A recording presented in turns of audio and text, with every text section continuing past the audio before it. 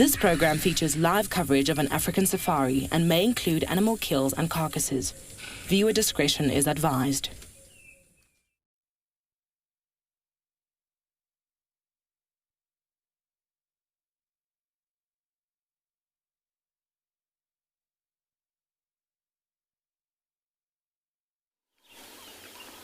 Good morning, everyone.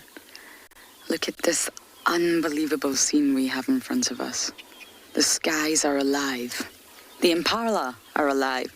And we are alive because it's time for your live safari. Look at this gorgeous sunrise. It's been a while since I've seen it like this. So I'm glad to have you all here, everyone. It's time for your safari through the African bush.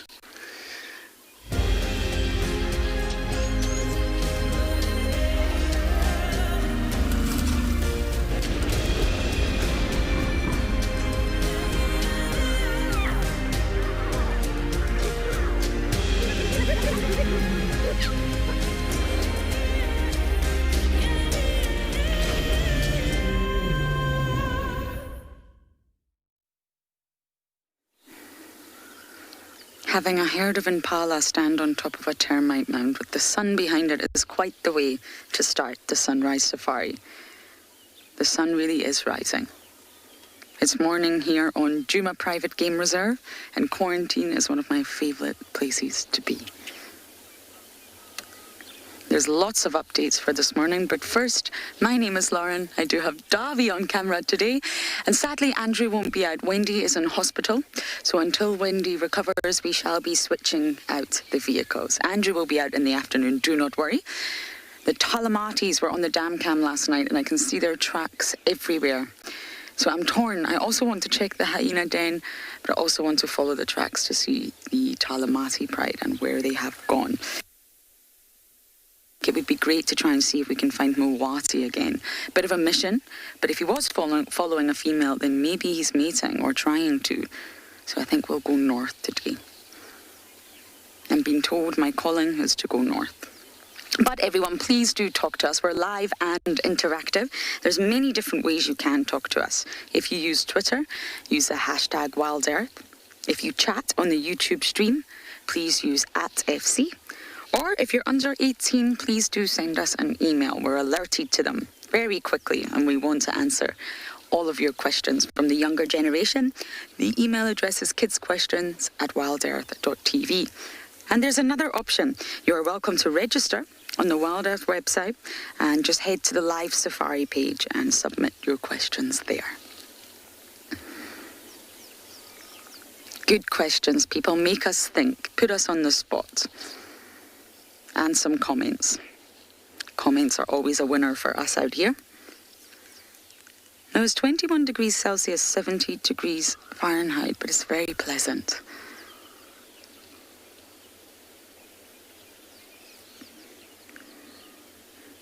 Safari Kitty, you're saying this morning's scene is absolutely amazing.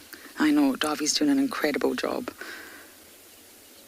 It's that moment where you just sort of, the sun gets high enough to just backlit everything. It's beautiful. I would also like to check on Tingana to the close proximity to the dam and the fact that the Talamati pride came around 2 a.m. I am not sure our Duke will still be on that kill. But I wonder if the pride have gone to join Darkmane. They're heading west on our main sort of access road called Vuatela Access. And I think they'll have ended up at Sydney's dam. But I could be wrong. We will definitely go and try to find out.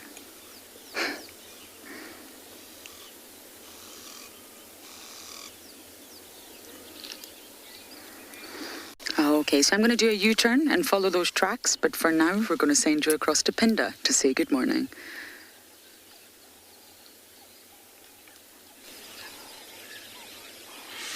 Good morning and a very warm welcome to andBeyond Pinda Private Game Reserve.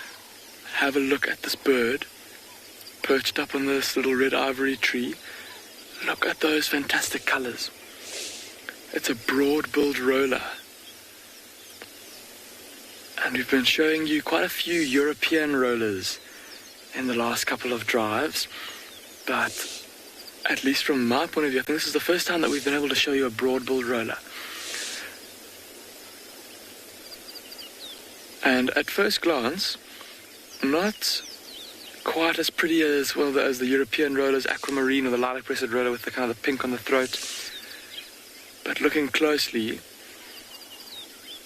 there's that beautiful kind of ultramarine blue on the wings and that yellow beak. An absolutely magnificent bird.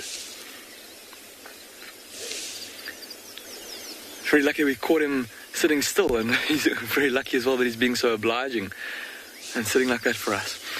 My name is Damon, and behind the camera this morning again is Owen, and we're going to be exploring through this riverbed here, this big forest of fever trees, heading towards a dried up waterhole where last night there was a pride of lions. We're going to go see if we can find them for you this morning. But we're going to enjoy this broad-billed roller while he's being so obliging to us and sitting out in the open like this. Listen to him calling. It's that very harsh wah, wah sound that he makes. And Owen and I were just chatting. We were just saying, I was reading the other day about how many of the birds that have the most beautiful calls, or the calls that are most pleasing to the human ear, tend to be birds that are relatively drab in color. Birds that are not very showy in terms of their plumage. And then often with the very brightly colored birds, like this broad-billed roller, their calls tend to be relatively harsh, or I wouldn't say unpleasant, but not a beautiful whistle like a scrub robin or a chagra. And a bit like that European roller that we saw yesterday, this roller is also a migrant, but instead of coming from Europe and Asia, this is from further north in Africa. And again, different to the European roller that just comes down here to feed, this broad-billed roller is down here to breed. And this forest of fever trees that we're driving through, lots of dead branches and hollows in the trunks. Of course, there's lots of cavities in the tree trunk, and that's exactly what this broad-billed roller will be looking for in terms of a nest. A nice hollowed out tree trunk where him and his mate can go and nest. I can't believe how this thing is just sitting here. Maybe just soaking up the sun for a bit. They're pretty territorial birds. And so him sitting up there on that high perch and calling like that, it's his way of telling all the other broad-billed rollers in the area that this is his patch, this is his territory, and that they shouldn't come here. And if they do, they'll do so at their own peril.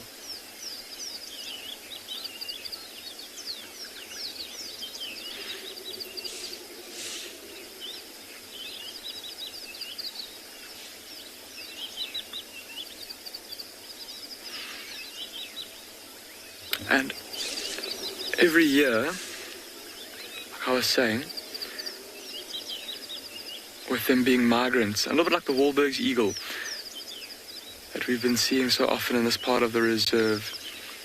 We spoke about how it's been returning to the same area to come and nest. Much the same with this broad-billed roller. We often see a pair in this forest of fever trees.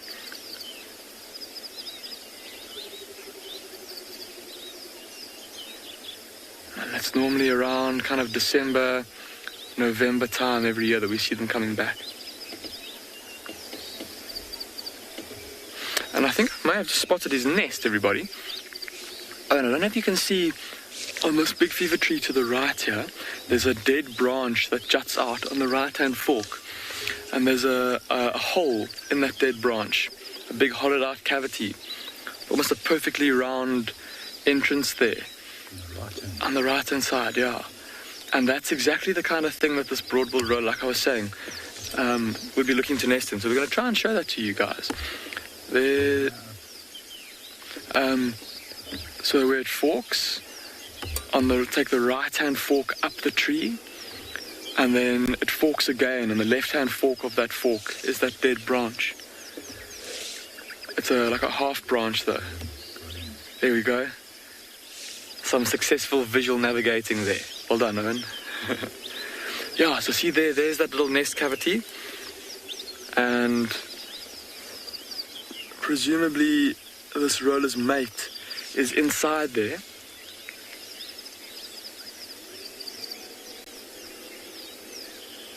Perhaps still incubating the eggs, or perhaps the chicks have hatched already. And that hole in that wood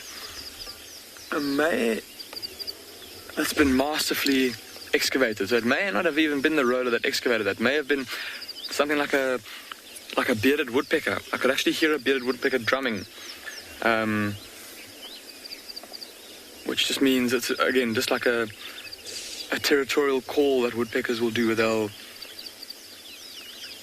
they'll pick at a tree trunk really hard, and it makes a loud kind of resonating sound that carries quite far.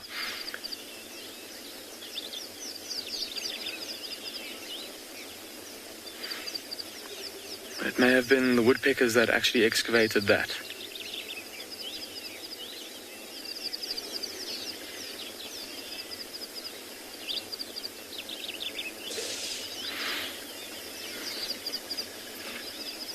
But I don't know for sure if that is. Good morning, and welcome to andBeyond Ngala. Broad-billed roller is quite a special one to see. I wish we'd find one of those.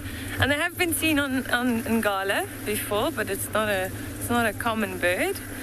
This morning, however, we were thinking of going to the eastern parts of the reserve, but we have changed our plan. I think we're going to head south. Apparently yesterday, one of the other field guides heard some lions roaring down there.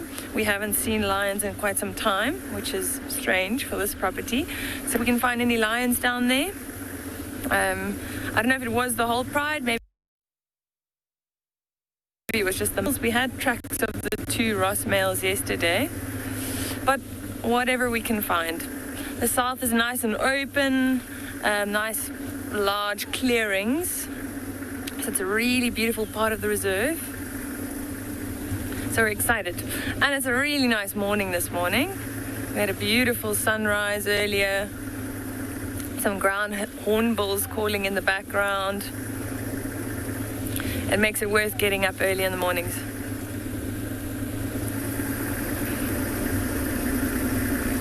Oh, my name is Marna, and with me behind the camera is BK. Welcome.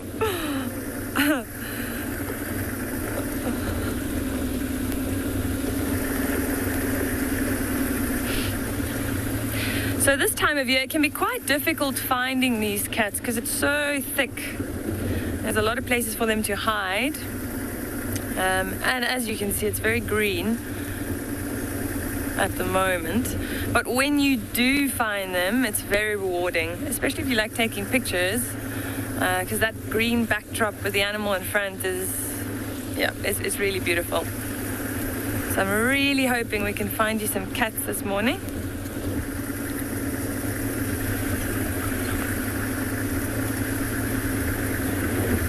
But hey, I'll take anything at this stage. Elephants also always nice. Everyone's saying Ngala looks so beautiful. It really is beautiful. Yeah, show them there, BK. Look at that. This is quite a lovely area we're driving in at the moment as well, because we can see quite far onto the neighboring property on the other side and the distance on the horizon there. Such a diverse property as well.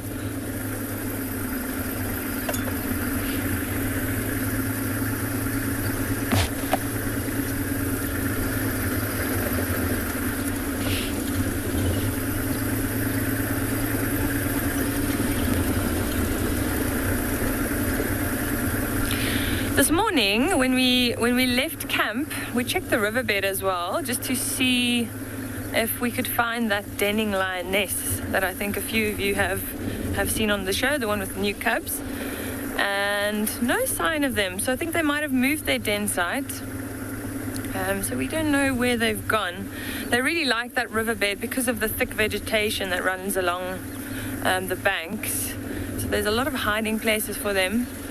But it seems like she has moved them. Now, I haven't actually seen those cubs myself, so I'd really love to find them.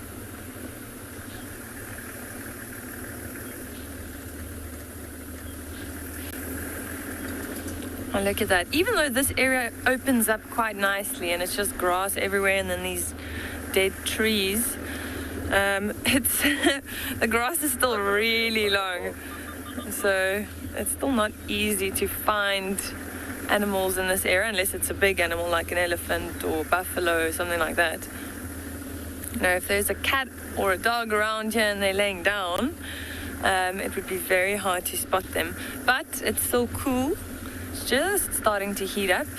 So if there were lions in this area, they'd probably still be on the move. Which is one of the reasons we get up early in the mornings. All right, we're going to keep searching and we are going to send you over to Lauren.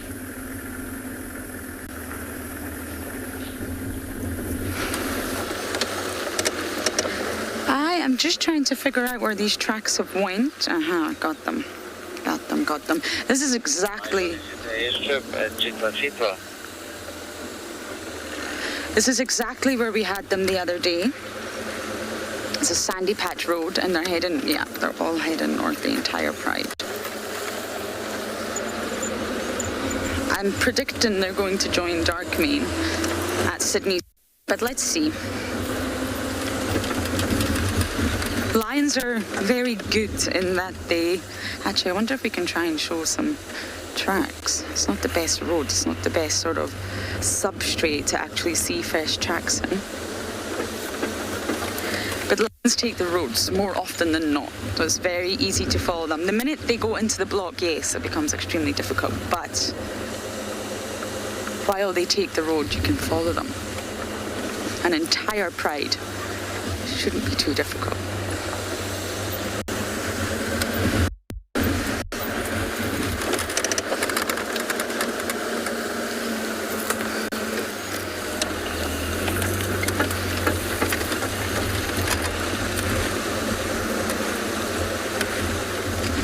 That name, but yes, we can.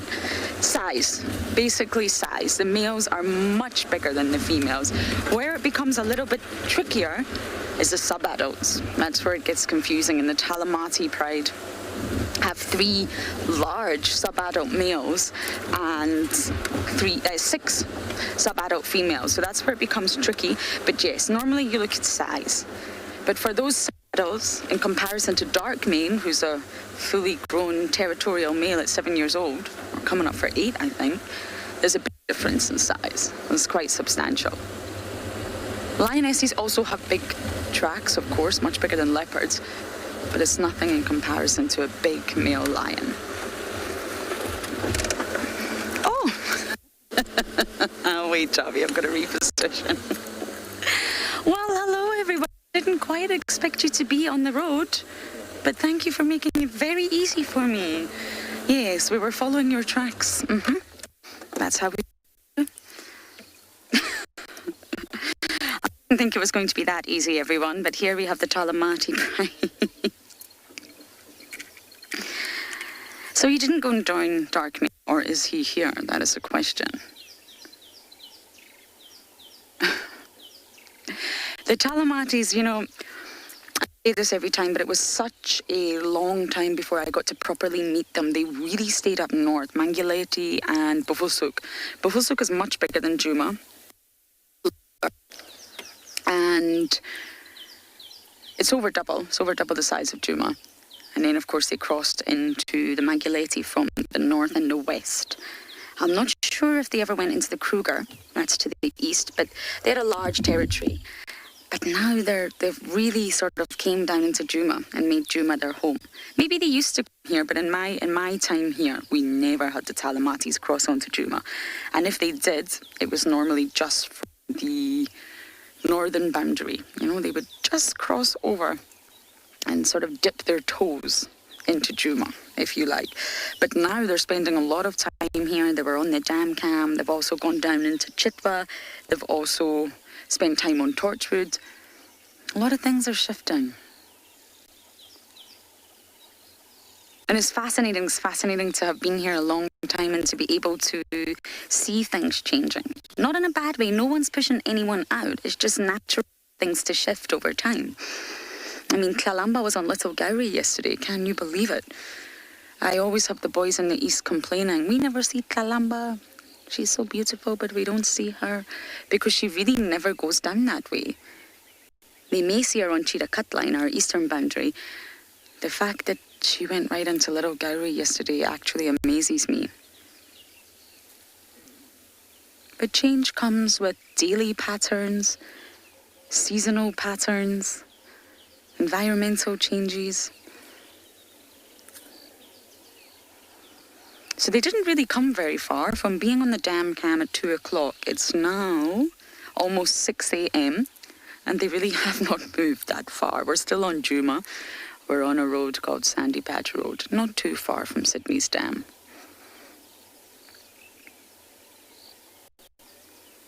It's just great to get to know this pride. I miss the Nkuhumas dearly. I can't think of the last time I saw the Nkuhuma pride.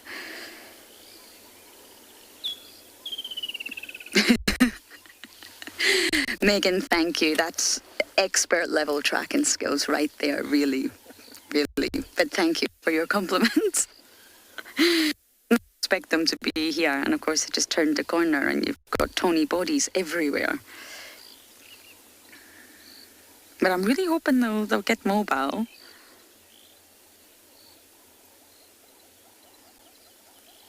I just need to jump on that radio soon and let everyone know that we've got them. They're all looking for them. Bufusuk people get very upset when the Talamatis are not on Bufusuk. But I like having them here in Djuma.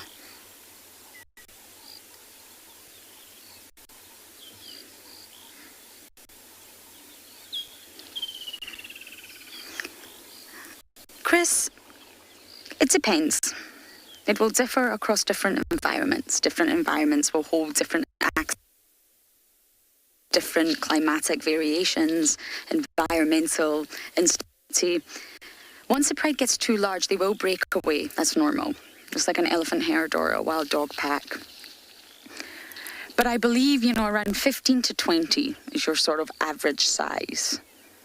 Not average size, but average size to then be too large. That's the average sort of number for the maximum carrying capacity.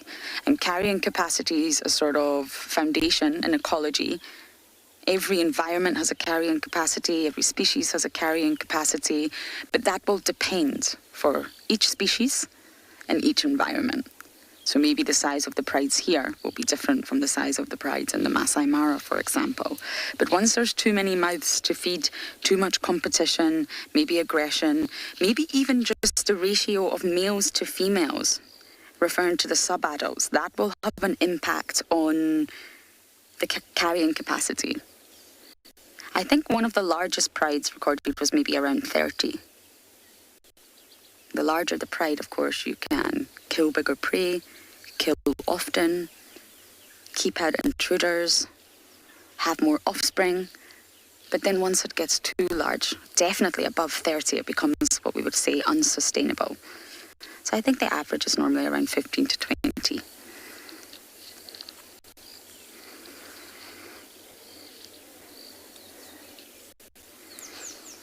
Now, sleepy cats, are we really going to sleep all day here? I haven't even done a count.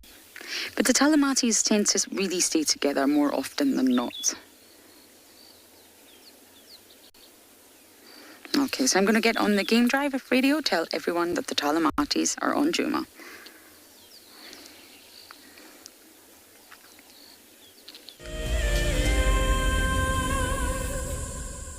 This is Rusty. He's my favorite vehicle and we've been through all the good times here in the bush. Now, if you feel a connection to Djuma Game Reserve like I do, then we have a fantastic opportunity for you. You can have your name engraved on a brushed metal plaque just like this one, and we will attach it to Rusty so you can always be with us on safari in spirit. We will even send you a digital photograph once your plaque is mounted on Rusty. Spaces are limited, so grab your spot now. There is clearly something in the vicinity around you that's drawn their attention. Yes, that meerkat in the tree is just the coolest of cool meerkats.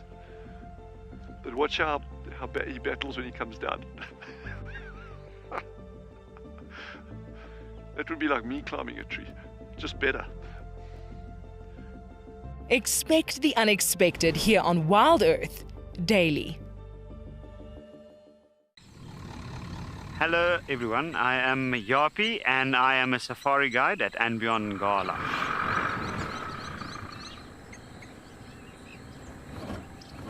My favorite animal is the lion, because 99% of the time it doesn't do anything. And the 1% of the time it does, it's just awesome.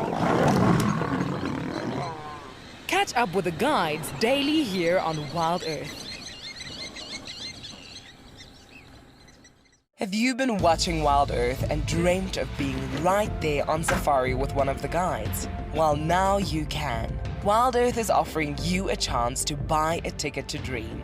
You or a friend can hop on board a live WildEarth show and join our guide on safari.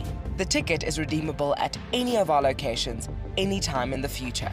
Only a limited number of tickets are available, so don't wait. Get your ticket now and start dreaming. Terms and conditions apply.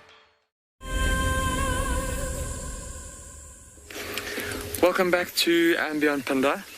Owen and I are in the area where, for those of you who watched yesterday morning, Grant and Owen found a lioness and her two youngsters where they'd killed a young zebra.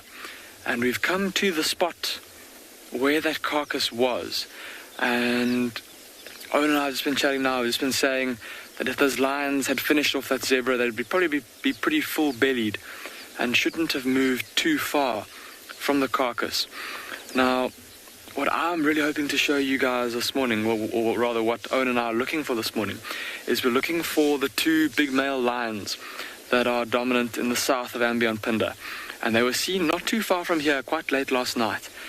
And if they had come in this direction, there's a very good chance, because the wind is blowing from the south and they were walking from the north heading south, that they would have been able to smell that zebra carcass. Owen was telling me apparently there was quite a bit of meat left on the young zebra, and so the smell of that meat would no doubt have attracted the two male lions, who of course,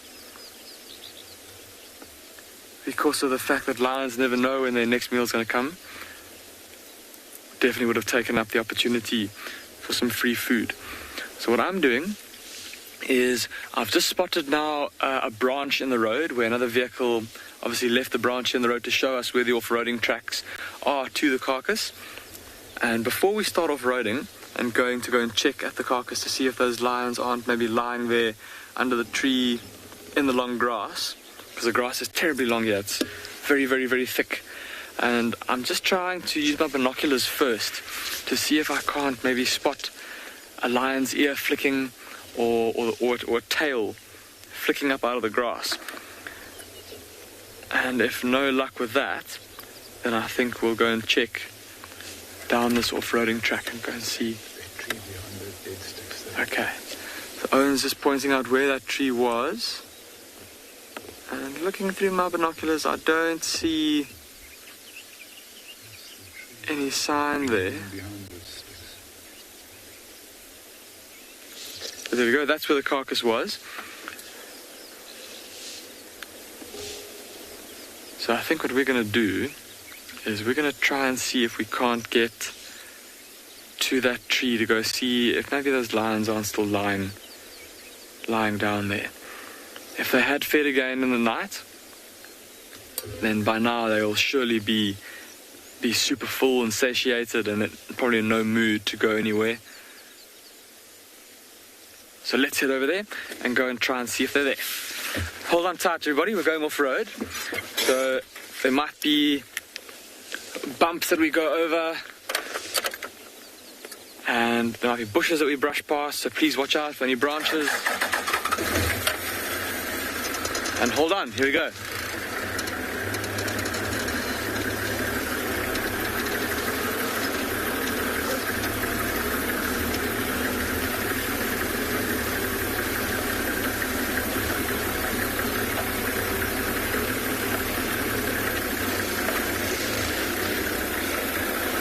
Now, pretty important to stay in our off-roading tracks. Michael, you're asking how many prides of lions there are here at andBeyond Pinda. Michael, there's 3. So there's one that lives here where we are now in the far southern plains. Then there's a pride in the more central parts of the reserve and a pride in the far north.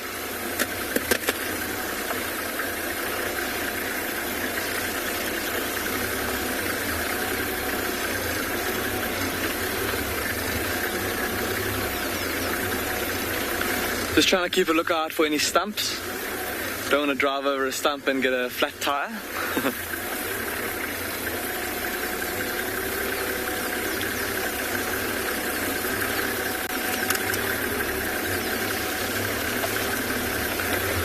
Right, while we check to see if these lions are still around here, let's go back across to Lauren to see what those lions over in Djuma are up to. Good luck in your lion search. Mine was relatively easy today. But with numbers like this, Talamati, just as a reminder, 5 adults, 9 adults, and then you sometimes have dark mane on top, sometimes not. They don't really need to hide. They don't need to be off in the thicket, trying to be elusive, trying to be quiet. Look at them all. Oops. Love, you want me to try and approach from the south there?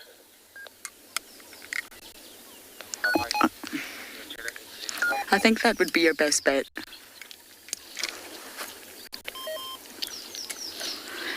Sorry about that. So yeah, they've got numbers, big body size, and they don't hide like leopards.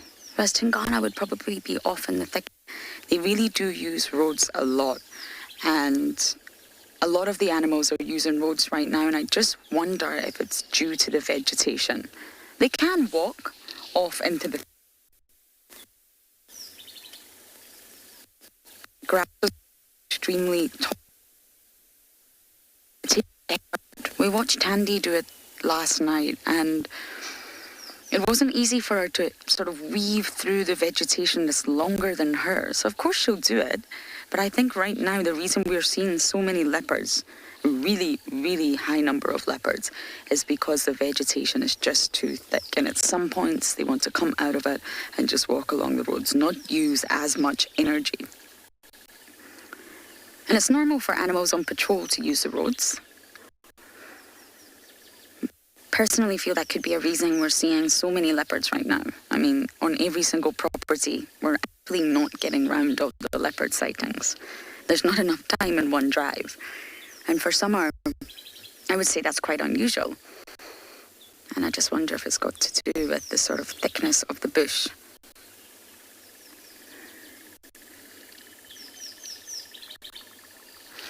Okay, we're going to sit here with our Ngala. We're going to send you across to Warner at Ngala.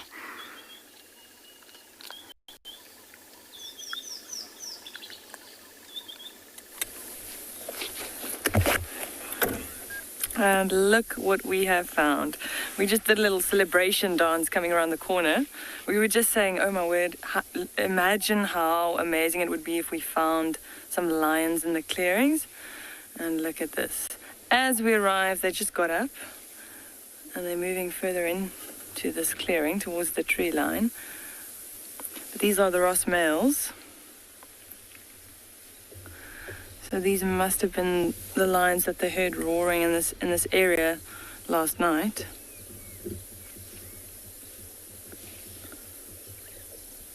So nice to see them together again. I haven't actually seen them together in quite some time.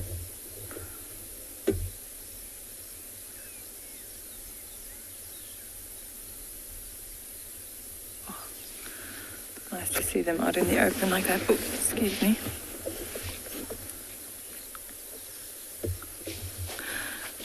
Let's try and loop around them so we can just get a shot from the front. I'm just going to try and go around.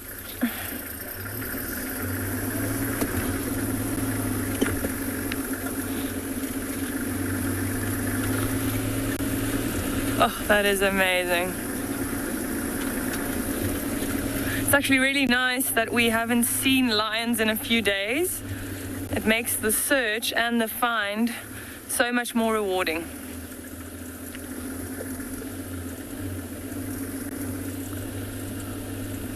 All right, let's wait for him behind this little bush here.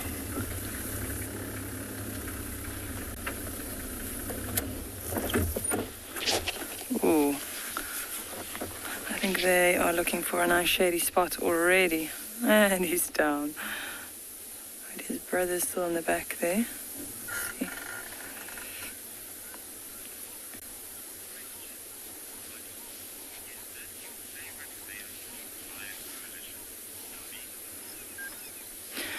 Donnie's asking if this is my favorite male lion coalition. Donnie, I guess it's kind of the only male lion coalition on Ngala, well, the prominent one at least. They're in control of the Birmingham as well as the Birmingham Breakaway Pride. We do see other males around, but it's not males that we often see. So I don't know the other coalitions as well as I know these two. I'd say I really liked their predecessors. I like them as well, obviously. But yeah, the bigger the coalition, the more impressive, I'd say. Now they're flat. Now, if we had to drive past here 5 minutes later, there's a very good chance that we would not have seen these lions. Look at this, like in the grass. There's almost no way that we would have seen this from the road. They're in the grass behind this little quarry bush and flat, like you can't even see them. I mean, it's difficult even from the vehicle here to see them. That is incredible. So the only thing you might have seen from the road would be a tail flicking or maybe the head lifting slightly.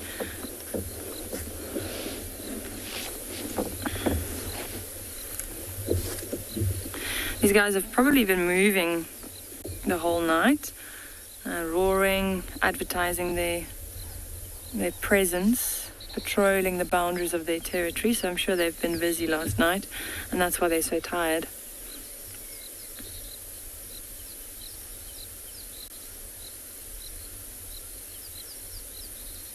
Just see the mane sticking out there.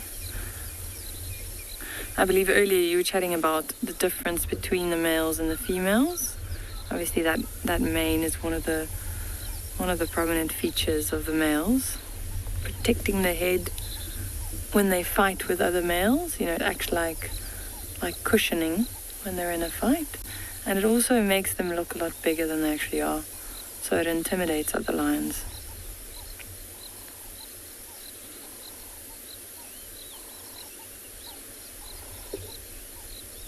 Now, I wonder where the rest of the pride is. Last tracks we had of them, they crossed out of the property on our eastern boundary, which is quite far from here. So I don't know if they've rejoined these males in the meantime. But the pride, recently they've all been scattered all around. So I'm not sure. I haven't seen any other lions around here though.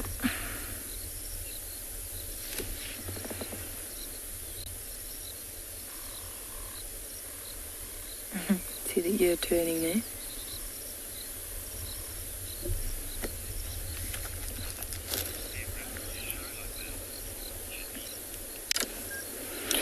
Janice is asking if it's normal for their ribs to show. Janice, these guys are probably around 10, 11 years old. So they're not young anymore. But you know, after they've had a nice meal, then you won't see those ribs anymore. And they're still very competent hunters. They do feed regularly. So I think maybe they just haven't had a meal in a while. But yeah, I wouldn't say they're in a bad condition or that they're skinny or anything. They're fine. So yeah, that's normal for their age. It is normal.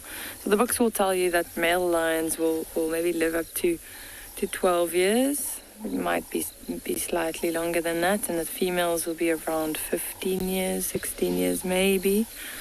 So yeah, I'd say they might have another year or two in them before younger, stronger males move into the area and take over this pride. It's a tough life.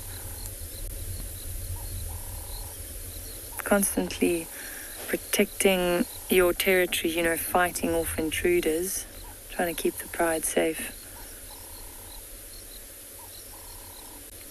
There's actually a little jackal in the background as well. Just saw him twerking up there. Look at that. You're in the wrong neighborhood, buddy. Oh, beautiful. It's a little black-backed jackal. You normally find them in pairs, so there might be another one around.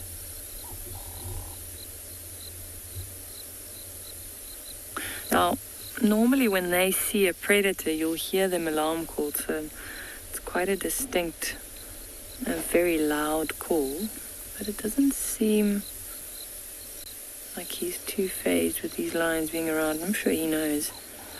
There's a slight breeze blowing and it's going directly towards him. Him or her.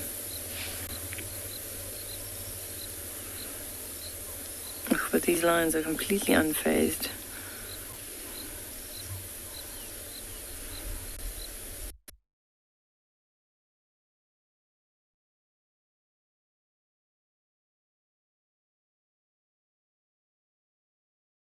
I mean, how long will it...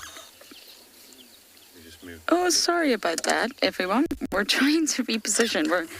You've caught us in the middle of repositioning. Oh. Look at the sunlight catching your face. You know, the sub-adult males in this pride are absolutely stunning. There's sub-adults, there's 9 of total, and they range from 1.5 years from different litters, of course. Oh, there's your shot, Abby. Yeah, we'd like to try and go forward because there's a lone lioness being called in from Tswalu.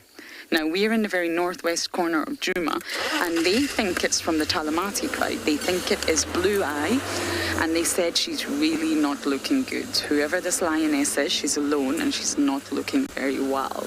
So that's why I'd just like to see if we can get around and try and see who we've got here. It's not going to be easy, though, especially when they're all flat. But let's try and see if we can see our Blue Eye, then we know it's not her. I'm not familiar with the Torchwood pride. I don't know lioness with a damaged or missing eye. Of course, the Nkuhuma has purple eye, and the Talamatis have blue eye.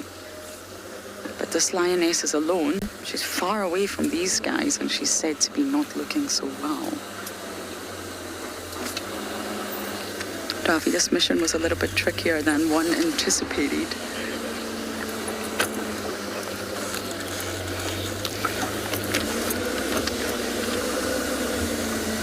I think we can try and go through here.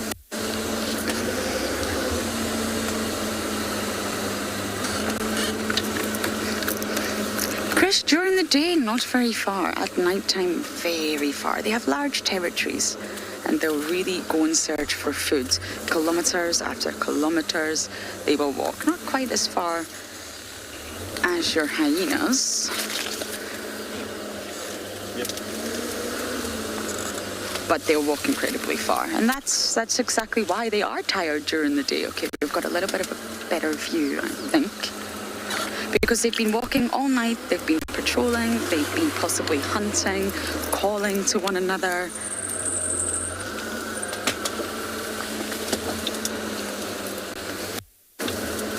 Okay, I've got a slightly better view. Let's just see if we can see. I hope it's not Blue Eye that's on Chitwa airstrip. It's very far from this pride. I might try and get one of the guys there to send me a photo. And if she's not looking well, that's a little bit worrying.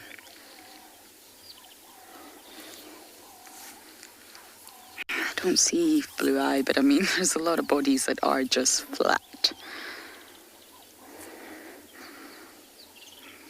It was funny, we say flat cat a lot just to give everyone the understanding that we have a very sleepy cat. And on the radio the other day, there was a pack of dogs and they got very sleepy and they went to sleep in the shade and they were called in as flat cats.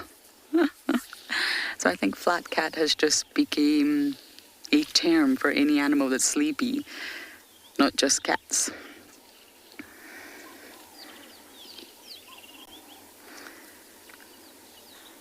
I counted 11. Which definitely means there are bodies missing. And it's normal for the prey to split up. That's not abnormal, but Chitwa airstrip's very far.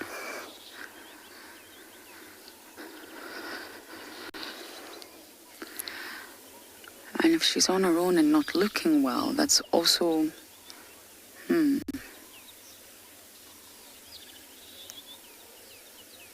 Minamu, I don't know. I don't know the largest pride, I'm afraid. You can see 2 of the sub-adult males. To my right, push a little bit. It would maybe be a good idea to also check Sydney's dam and see if Darkmane is there and to see if maybe some of the others are with him.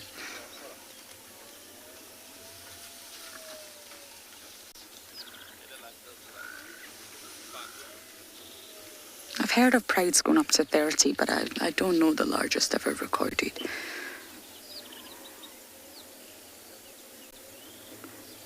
I'd have to try and find that out.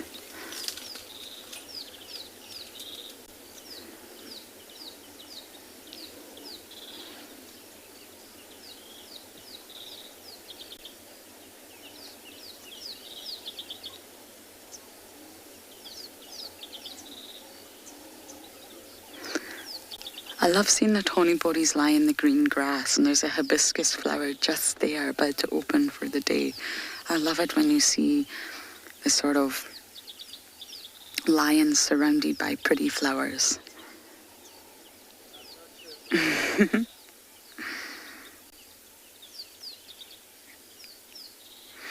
I'm not sure. I mean, the last time we had the Talamatis on quarantine the other night, they were hunting. They went for the zebra. Apparently it was quite the scenario on quarantine. I don't know if they've made a big kill since then. I don't believe they have. They will have eaten, absolutely, but I don't think it's been anything substantial, i.e. a buffalo, a giraffe, a zebra. But they will snack. They will also hunt impala lambs. They will also hunt impala adults, but it won't last long. Not in a large pride like this, with hungry tummies.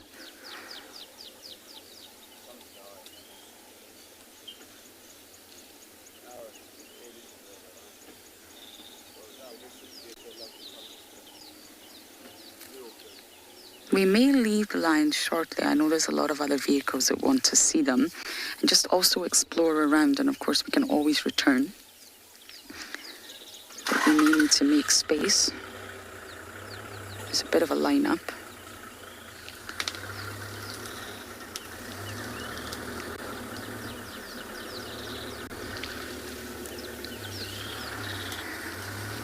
Oh, there's the lioness with the injury dovies. Her legs, her back legs. That's healing very nicely, actually. Oh no, the bottom one's opened again. Hello, lady. The top one's actually healed, the skin's joined, but the bottom one's opened, and it's probably because it's on her joint. But it's not, it's fine. She'll be absolutely fine.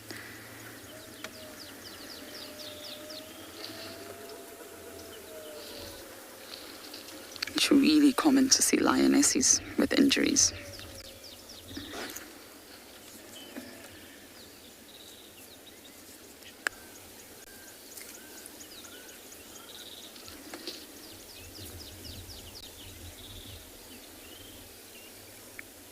Musth, they only have sub-adults. So they have 9 sub-adults, 3 males, 6 females, and they range between 1.5 years to 2.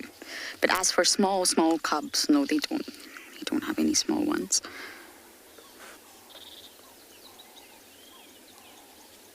So it just makes the pride look very large because they're all large inside. Quite a formidable pride. But no cubs at the moment.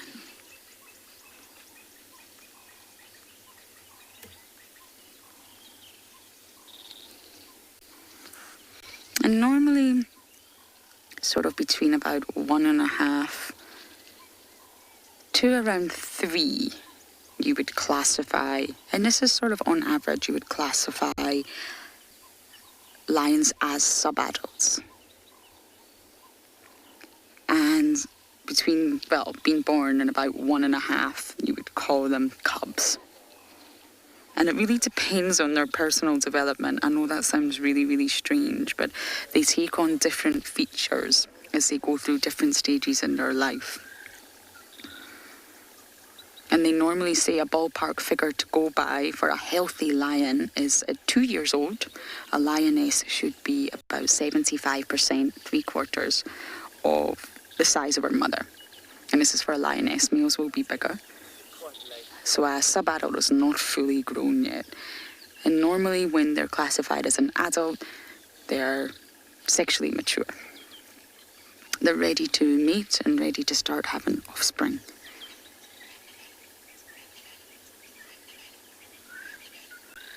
But they're difficult to age exactly. We obviously know because we follow the animals out here and we know when they were born. But it's not the easiest thing to age a lion.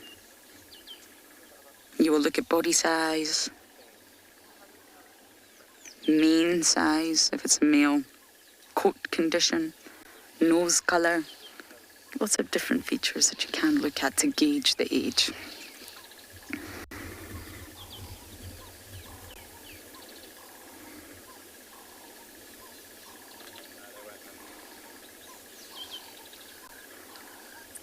And believe it or not, facial expressions are also something that is used. Cubs or sub-adults just look like they're not an adult. And they call this the cub-like expression.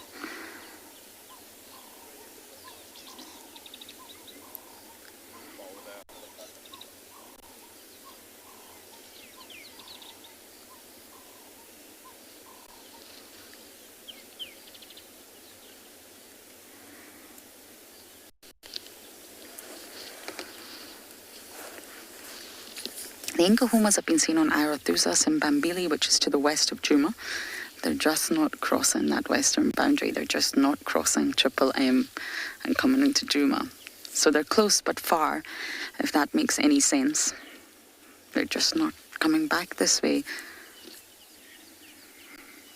Maybe they've just shifted their territory, so it's the same size. Maybe it's just moved slightly west.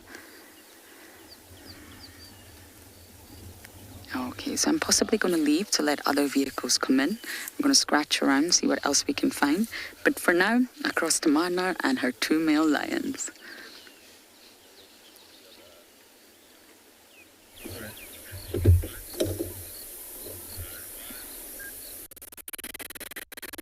So we're still with our lions, but they haven't moved a muscle. The one just sneezed and he lifted his head up for a few seconds, but he's back down. You know, normally that is what you find, or what you'll see when you find lions during the day, is them just sleeping. I'm actually quite surprised that they've moved into the shade so early already.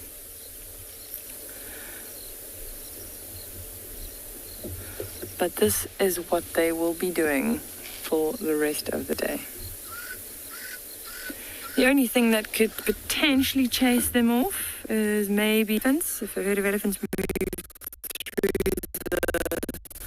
through this area, they'd be able to get them up. Maybe if some other lions arrived, they might get up, might lift their head. Other than that, they don't have a worry in the world.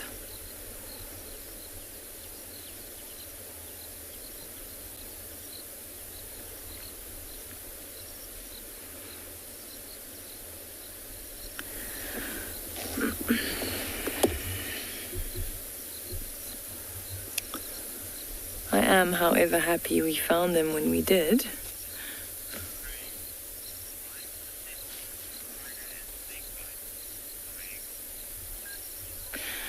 Craig is asking if lions are susceptible to spider and snake bites. Craig, I believe so. All the mammals are, I would say. And you know, if a lion played with a venomous snake and happened to bite or get hold of the lion, it could definitely kill it, I'd say. And I've actually seen that before. I've seen a lion cub playing with a black mamba, and that was quite a scary thing to watch, because you know that if that mamba gave that cub one bite, it's done.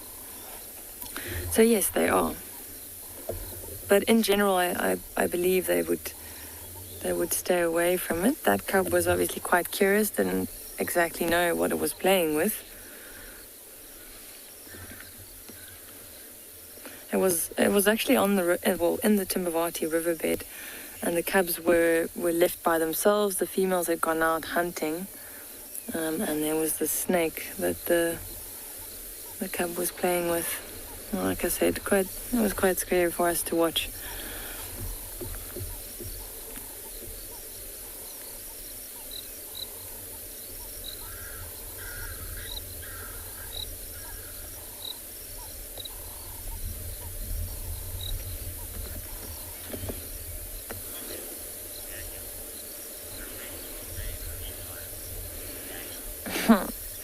Yeah, Daniel's saying it's a restful day for these lions. It is indeed, and it's such a beautiful day.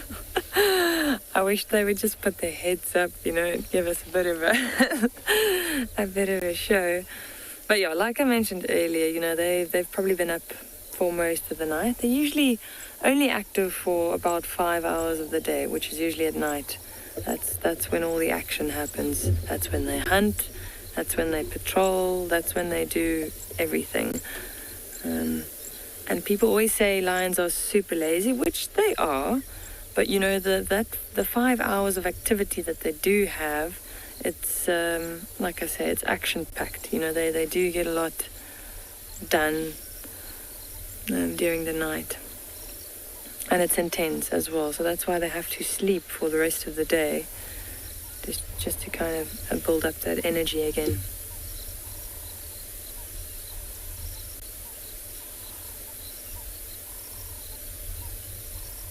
And this was a very lucky find for us.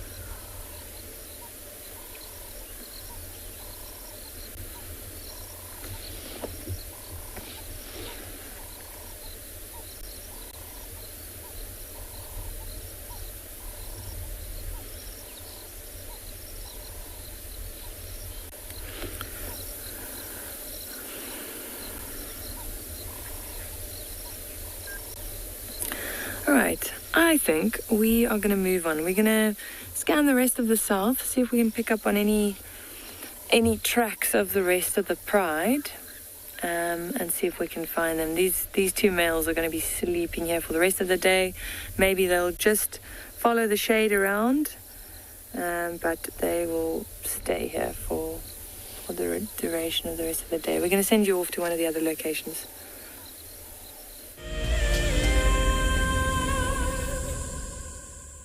I think the Talamatis are all going to be sleeping for the rest of the day.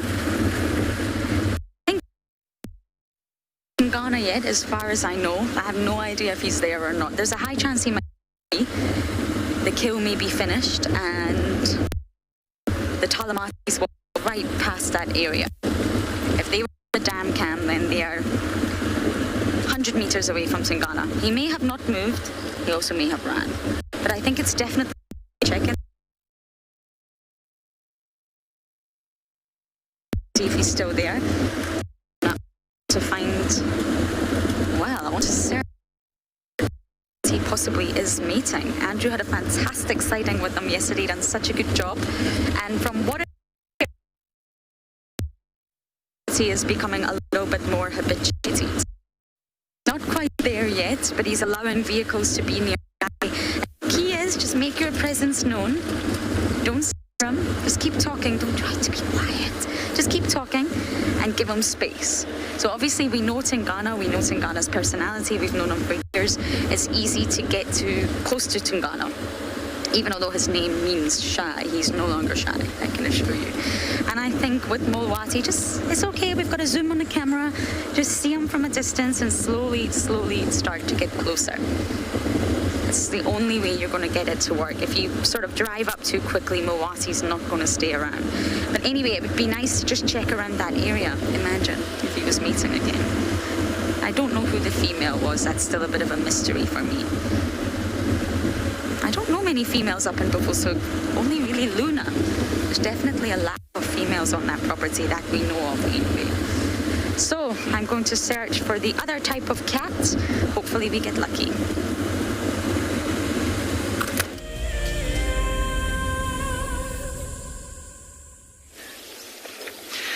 Welcome back to andBeyond Pinda. Owen and I are still on our search for these two big male lions. We found tracks of them heading along a road that runs kind of parallel to a big ridge line leading towards a waterhole. So we've come to the water to see if they've maybe come down here to drink at some time during the night. Unfortunately, there's no sign of the male lions here, but there are these two enormous buffalo bulls, one of which is now staring right at us. Look at this bull on the left here.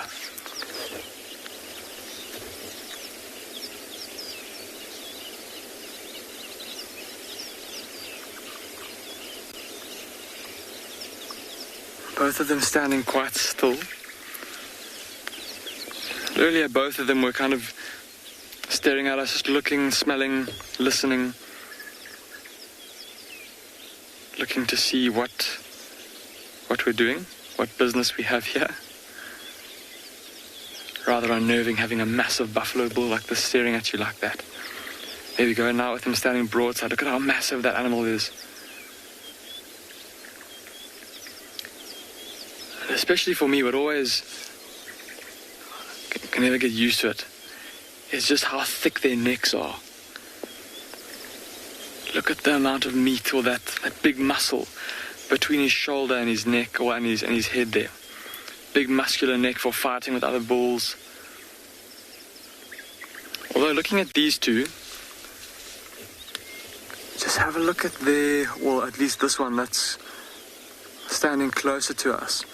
Have a close look at his horns, everybody. Look at that boss on his head, that bony helmet on his head. Look at how smooth it is. It's been rubbed. Almost completely smooth. That's from him rubbing his horns and his head against logs and tree trunks and bushes.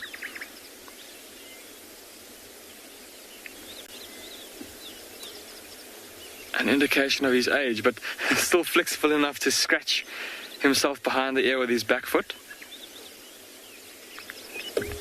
Again, just shows how tough they are. Look on the back of on the ends of his feet, he's got those big hooves, and he's just scratched his ear with his hoof.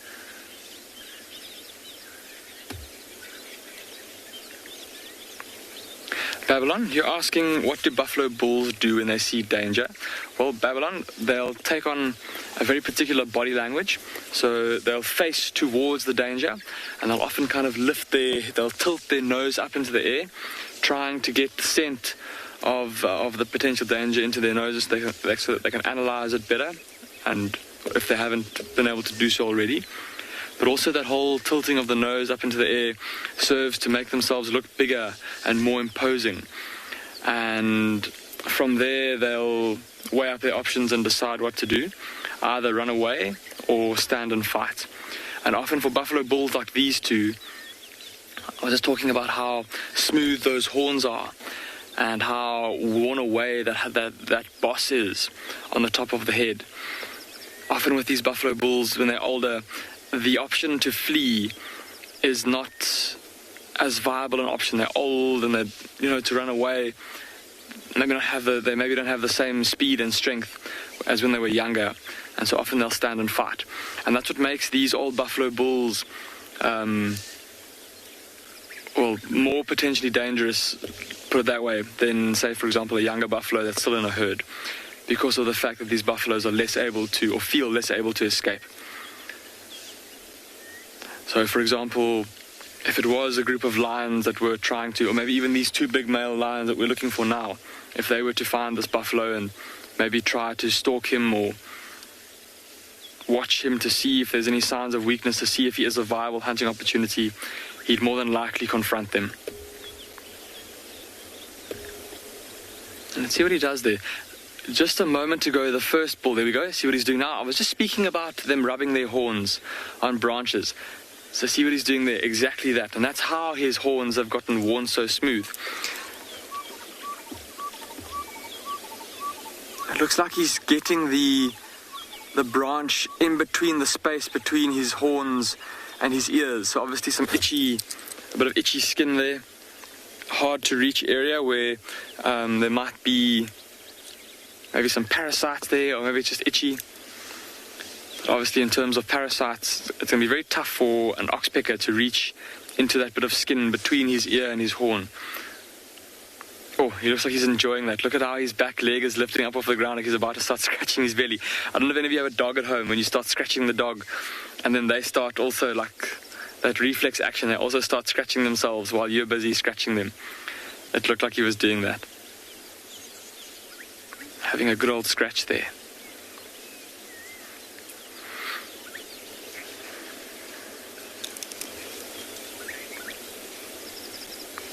Donnie, you're asking if I were to guess how old these buffalo bulls are, how old will I guess they are?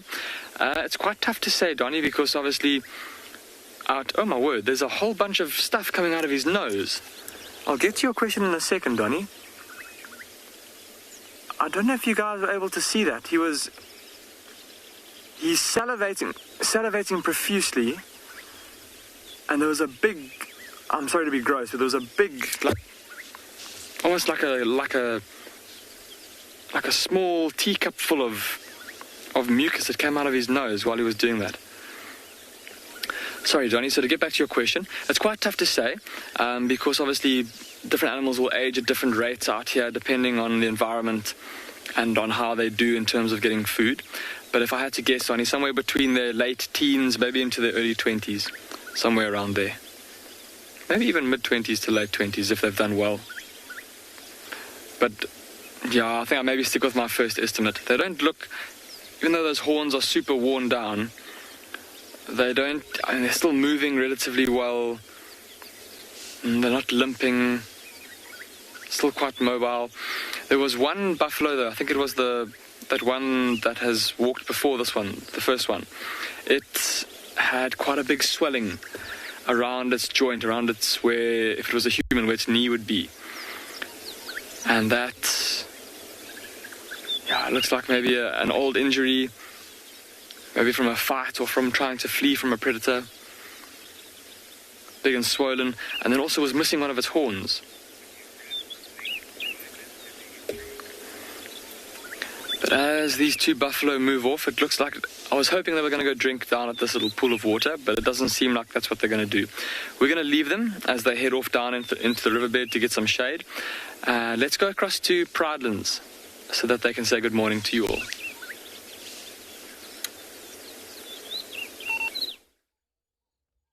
Good morning, everyone. We are having quite an experience this morning. This little hyena here, it's not a little hyena, it's a big hyena, has come in investigating the sounds of a huge herd of impala that were alarming just a moment ago, because we've been tracking a leopard the whole morning, and just about 5 minutes ago that leopard, I think, tried to hunt these impalas. We didn't see it, but heard the whole thing happen. I'm not sure what's going to happen next, but we're going to stick around this area to see if it's any better.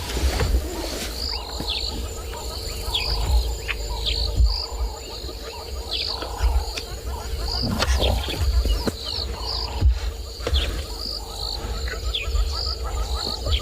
Well, anyway, they seem to have calmed down now, so we're going to just wait around here and see what happens. That hyena is still watching. Let's try and recondition the bird inside.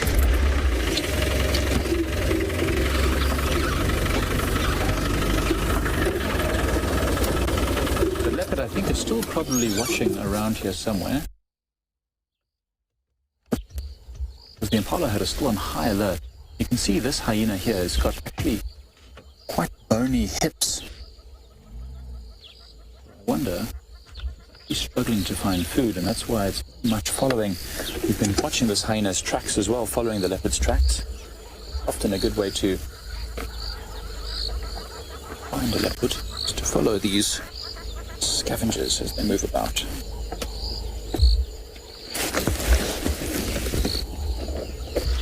But what an exciting way to start. Hi everyone, my name's Mike Anderson, behind the camera is Gert, and you're joining us at Eco-Training's Pridelands Conservancy.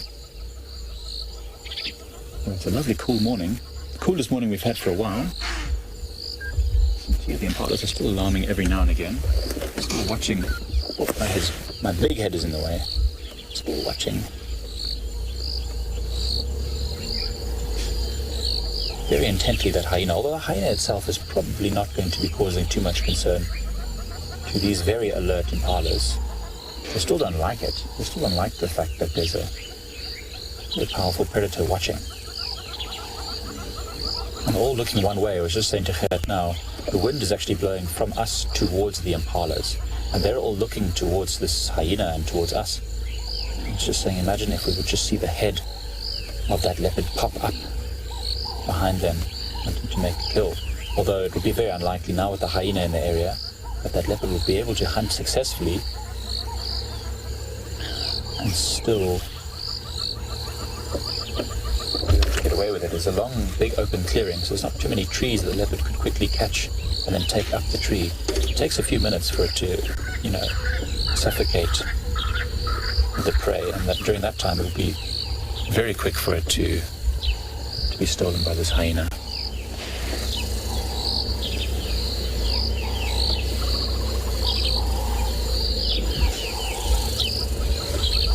hyena's now moving back into the grass. It's sniffing around everywhere. Oh my goodness, what happened? Impala got a bit of a fright there. What else happened? Oh, one impala is coming from the drainage line far in the distance. That is very unusual. It seems like they did get separated a bit. Perhaps that leopard did actually chase and try and hunt. Perhaps it was unsuccessful, because two impalas just came out of the drainage line all by themselves, which was very risky for them to have been on their own, especially with a leopard and this hyena about. Look how they try and bunch together the impalas. Safety in numbers, after all. More eyes and ears that are looking out for danger, the more likely they are to spot something. There's another vehicle in the area helping us. They've just moved into the drainage line itself to try and see if they could spot that leopard. Doesn't sound like they're having much luck so far. It's very thick in there. That's why we didn't try and push in. The hyena is now exactly where I think that leopard would have been. I have to move forward again slightly.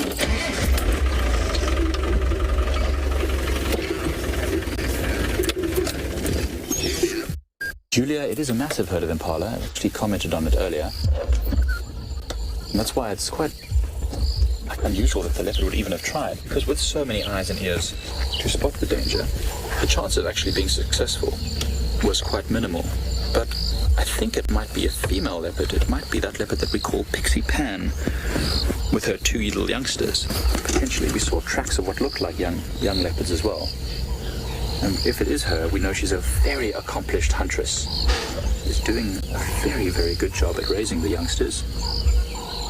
So we know she's a great huntress. See those two impalas there? Those two impalas are the ones that just came from the thickets which would be risky for them because, of course, a leopard could stalk very close to them in the thickets.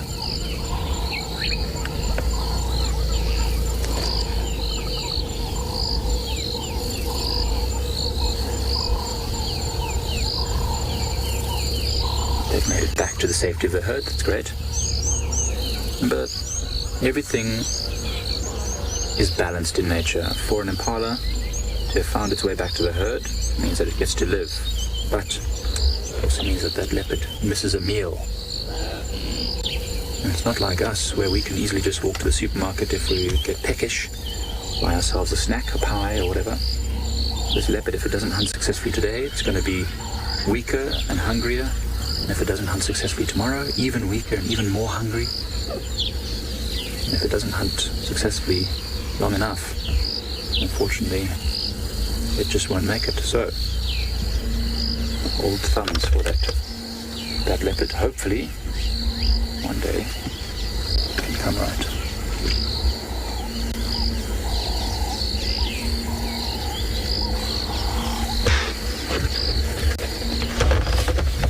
Oh, the leopard. I think it's in a tree. Well, then the other vehicle is just pointing up into a tree. I think that leopard is up in a tree. Hold on a second. We might have to try and reposition. It's going to be very tricky for us. I think we might have to try and see if we can reposition. Just give us a few minutes to see what we can do.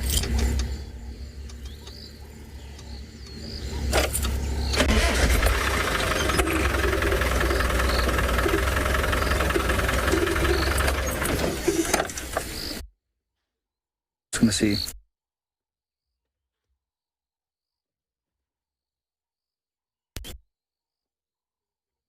Okay, cool. All right, so we're going to try and reposition the vehicle. In the meantime, head off to Pinda. We're going to go over and see what's up in that tree.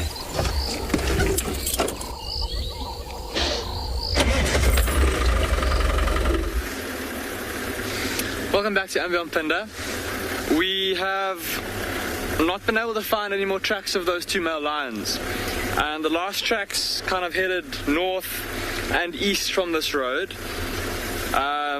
And unfortunately, where they've gone, because of the hilly, mountainous terrain, even if we did find them, I don't know if we'd be able to show them to you in terms of being able to film them.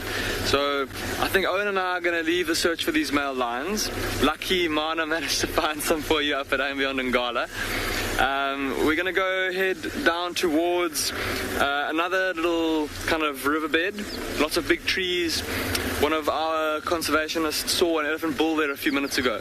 So we're going to go try and see if we can't get a look at him. But it'll be interesting to see, and obviously we'll keep a listen out on the radio to the other game drive vehicles that are out and about this morning to find out if those two male lions do get found, because their territory is so big that, and they can walk so far in a single night that they could literally be on the other side of the game reserve right now. I'm going to show you on a map quickly just exactly where we've been searching for them. So there is a map of the reserve of andBeyond Pinda. We are currently kind of here-ish, around there. See, there's that very dark green line there, and that's a water course, kind of riverine forest that grows along there. And these two male lions were somewhere there last night. We've been following their tracks along the base of the mountains, and around here they crossed north and east. So they've gone up here somewhere, like I said, up into the mountains, where we just, even if we do find them, we just won't be able to show them to you. But yeah, they could have walked all the way up. As I mentioned earlier, their territory is so big, it's basically the whole southern part and western part of the reserve. So they could be anywhere within this area, and maybe even further north into their rival, to the rival coalition of males, up into their territory maybe even. So to give you an idea, once before we found one of the two males in the morning out here in the far east of the reserve, and he went to sleep, slept under a shady tree. The next morning we found him around here, and that doesn't look terribly far, and in a straight line it's probably only about maybe 12 kilometers, But of course, he wouldn't have walked in a straight line, and he would have had to go over an enormous mountain range to get there. But that's just how far these male lions can move. So trying to track them in the morning, if they've been walking at night, can be a serious task. But a lot of fun. If you do manage to find tracks and they do stick to the roads, it can be quite fun tracking a male lion across half of the game reserve and then actually getting to see him in the end. Makes it obviously very worthwhile. I know one of my colleagues, he had guests who wanted to see male lions really badly, and there weren't many guests in the lodge at the time. The lodge was pretty empty, so there weren't many vehicles driving around. So it was just them out by themselves, and it took them the course of, I think, 2 or 3 game drives of following these lion tracks to actually find the lion in the end. So they found the tracks, they followed the tracks until they ran out of time, and the guests had enough, and they went home, picked up the tracks in the next game drive, or went back to the last tracks, carried on following the tracks until the sun went down and they couldn't see the tracks anymore. Next morning, drove to those tracks, carried on following those tracks, and eventually caught up with the male lion. So, yeah, incredible how far these creatures can move. And so, yeah, definitely, I think, unfair and undeserved for us to, as people so often do, call them lazy, because they've got their own role to play in terms of patrolling their territory, keeping other male lions out of their territory, and then, therefore indirectly, protecting the cubs within the prides that they preside over, so to speak. Their own cubs, of course. All right. I think we're going to keep on slowly making our way in the direction of where that elephant bull is. There's this ridge that runs down like this, and all the way along there's this kind of riparian woodland that follows the course of a dried up, it's basically a big drainage line. And this elephant is somewhere in there. So we're going to make our way towards those hills, and once we get a bit closer, we're going to slow down, and Owen and I are going to stop and listen frequently to see if we can't hear the sounds of breaking branches that will give away the presence of the elephant as he moves through the woodland feeding. Let's carry on.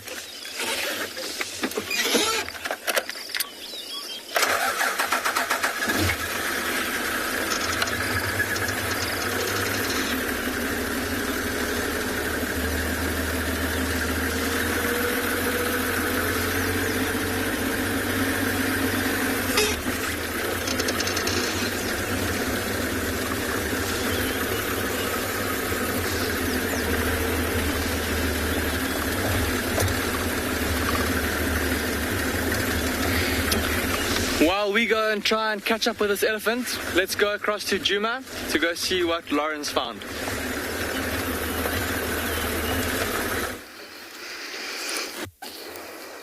We have an elephant just off in the distance here, feeding on the long grass. Look at that long distance visual in the landscape that we're dealing with. Isn't it beautiful? We're up in Buffelshoek. I just want to scratch around to see if we can find Mulwati and partner. Now, they were not mating, but he was definitely following her from what I've heard, and that's interesting. Could she be coming into estrus, and the sort of courtship, if you like, is just beginning? I think it's worth scratching around for. I really do. Mulwati is obviously a lot more relaxed when he's mating. Tristan and Steve had him when he was mating with Shidulu. He's very much focused on the lady. Still a little bit, definitely not as relaxed as other male leopards, but that could have been because Hukumuri was also present. It was very unique dynamics, that situation. But if he's mating, it'll be solely focused on her. It'll be driven and, well, overcome with the chemicals that she is releasing because she's in estrus. So I think it's just worth looking around, seeing if we get lucky. And then if not, we'll head back into Djuma.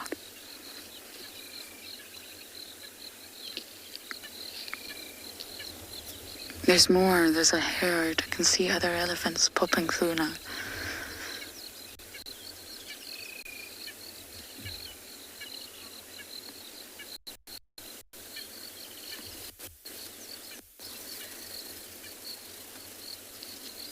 I love seeing a herd just emerge. Lots of individuals just come out of the thicket.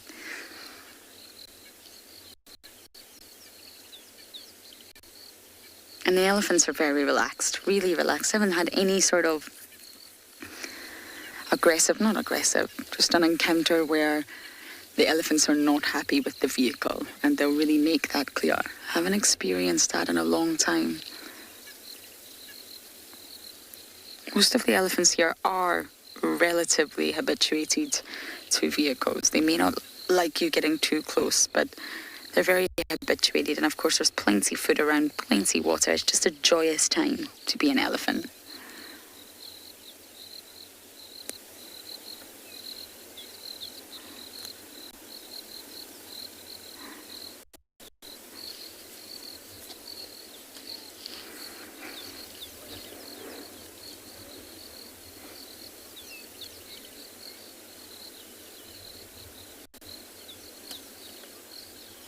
Sometimes I forget when looking at this landscape that we're actually in the Sabi sands, the Lowveld. Sometimes up in Buffelshoek you can almost feel like you're back in the Masai Mara.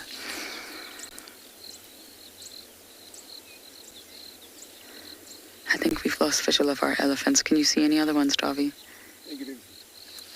Negative. Okay, let's bump all forward, see if we can get a better view of them. To drive on Rusty, apologize for that. Rusty is the boy's car, Wendy is the girl's car.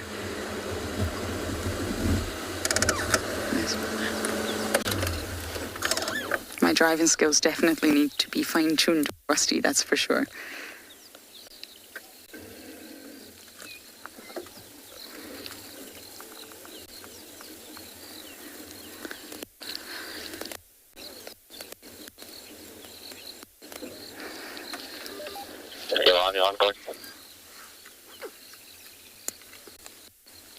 Sorry.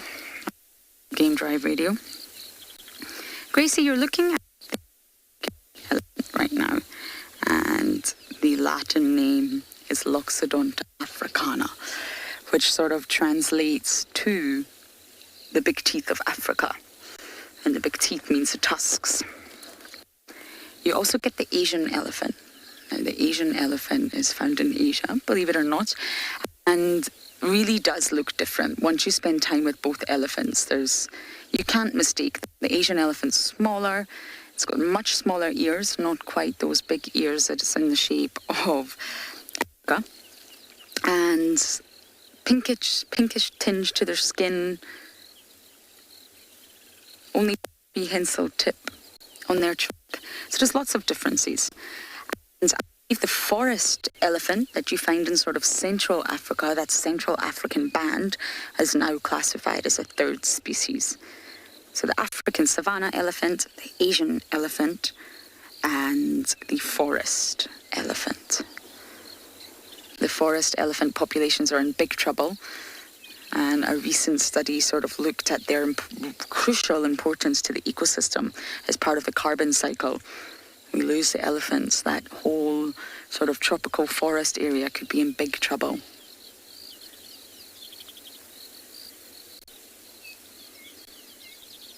But the African elephant that we're looking at right now, all elephants are large, don't get me wrong.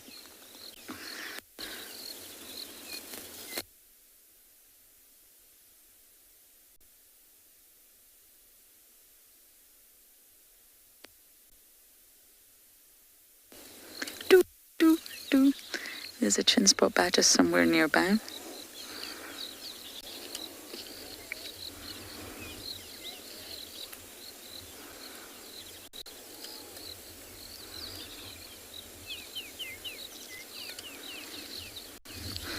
Okay, I'm going to continue my search for any signs of leopards, but for now we're going to send you across to Prideland.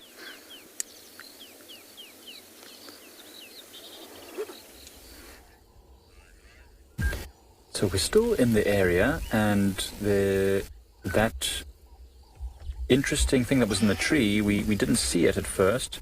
We knew there was something going on with the hyena sniffing around, and we've actually found a carcass. Well, we didn't find the carcass. Another person pointed it out to us. Just in the shade, among the branches of this rather large knobthorn tree, there was an impala lamb. It was gotten caught some point earlier this morning. and it's started to be consumed. So that leopard must have caught it maybe an hour ago, pulled it up into the tree and started to feed on it once it had calmed down and gotten its breath back. Now, we're not sure, but we suspect it might be Pixie Pan female or a female leopard with a youngster. We're not sure if it's the Pixie Pan. We haven't confirmed it yet, but we'll hopefully stick around in this area for a little bit of time. Maybe we know she's quite shy during the day, so what we might do is move our vehicle to the furthest range of the camera so that we're as far away from this carcass as possible, and just sit and wait and see if it comes back to feed. The higher the sun goes, the more that carcass will be in the shade, and the more sheltered that leopard will be from prying eyes. It's not exactly a thick tree, but shade often works just as well as cover, especially when there's bright sunlight like it will be today. What a development from this morning's early finding leopard tracks and tracking it and driving in a big loop around Leopard Dam to just before we found just before we heard the alarm calling, I got off the vehicle at some tracks and I said to Gert, these are fresh. This is very fresh. And then it wasn't, 1 minute later that the impala started alarming and that we found, we found the tree with the carcass. So that's really exciting. Hoping it is Pixie Pan, because I'd love to confirm that at least one of her youngsters is still alive. I'm not sure how old Pixie Pan is. Robert, that's a good question. I think a vulture could scavenge. I mean, definitely, if the carcass was on the ground, 100%, a vulture would land and definitely start eating. I've never actually seen a vulture eating from a carcass in a tree, and I'm not sure why that is. It could be partly because it's not easy to see when it's amongst the branches. It could be quite difficult for it to maintain its balance, because remember, a vulture doesn't have hands, so what it needs to do is rip pieces of the carcass off with its mouth, and what they normally do is they stand on the carcass and rip upwards, so their feet sort of brace themselves against the ground. But in a tree, pulling backwards with its weight, when that piece of meat comes off, it's going to lose its balance and maybe almost fall. So I don't often see vultures scavenging in trees. In fact, I've never seen it. But certainly another animal could. Sometimes see eagles flying into the trees and scavenging from carcasses like this. Tawny eagles especially, battaliers sometimes. And another leopard. I mean, with all that noise that came along, there could be, let's say, a large male leopard in the area that might have heard this commotion and be coming here to try and steal this carcass, which is not great for the leopard. We think it's a female. There's also the hyena at the base of this tree somewhere, which will probably not leave the area as long as there's food up in this tree. The chance of pieces falling down is quite high, and as we saw, that hyena's got quite a bony hips. The bones are sticking out, so it's not in great condition, probably quite old. It looks small because it's sort of shrinking a little bit. The bones are sticking out. It's not got a lovely covering of meat.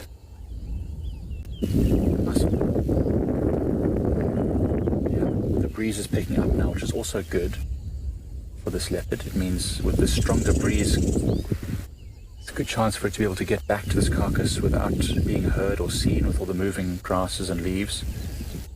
Hopefully, as we sit here relatively quietly,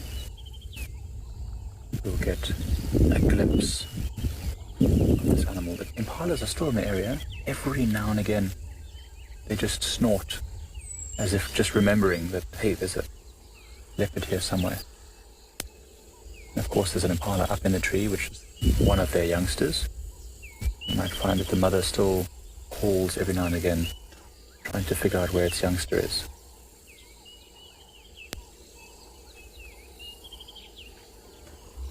It was interesting, the other game viewer that pointed out the carcass in the tree, they were coming from downwind in the drainage line, and now wind usually travels down slopes, and they actually said they couldn't see the leopard, but they smelt this carcass, and they knew there must be a carcass somewhere, and they were just driving slowly, winding, following the wind trail, and that's when they saw the carcass. So, I mean, if they as human beings could smell this carcass, imagine a hyena or another leopard in the area, which not only have a great hearing to hear those alarm calls, but I mean that scent will travel miles and miles. You'll be able to pick up that scent from a kilometer down, maybe even 2, already on this nice, consistent breeze.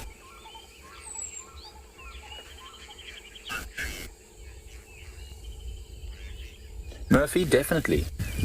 This tree is not an easy tree to climb, being that it's just got one single stem. But certainly lions could climb that tree without a huge amount of difficulty. Getting down would be more difficult.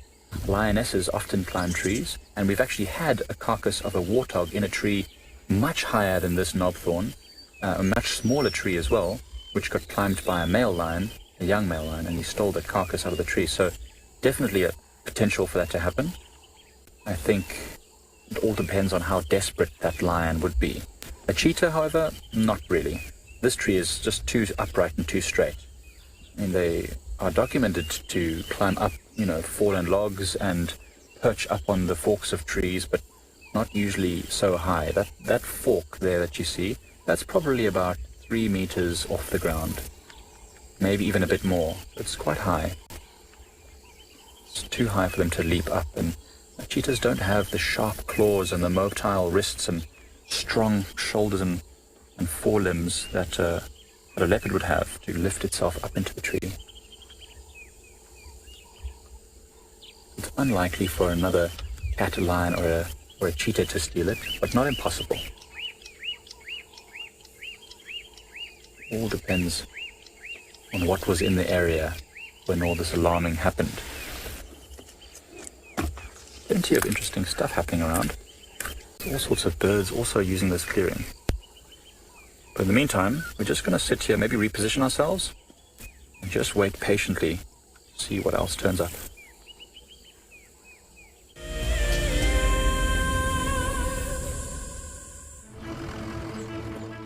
My name is Taylor McCurdy, and I work for Eco Training.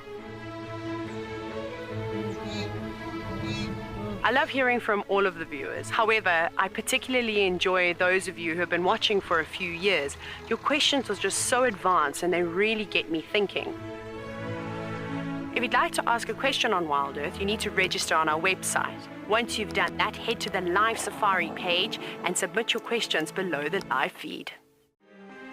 For the month of January 2021, we are offering a chance to win a unique WildEarth expedition to the magnificent Tswalu Kalahari.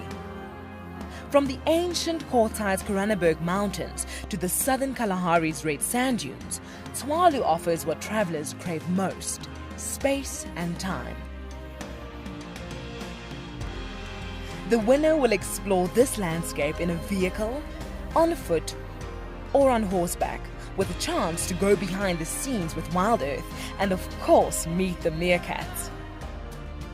The prize includes a 3-night stay for you and a friend at the luxury Musth Lodge, including flights from either Johannesburg or Cape Town.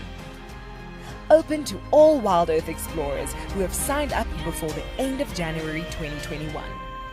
Terms and conditions apply. There we go, look. All 3 in one frame. Look at that, isn't that cool? Oh, that is so special. That is exactly what we had been hoping for, is all 3 of them to come together and make the perfect little family portrait. Tune into WildEarth every single day. It's in your nature.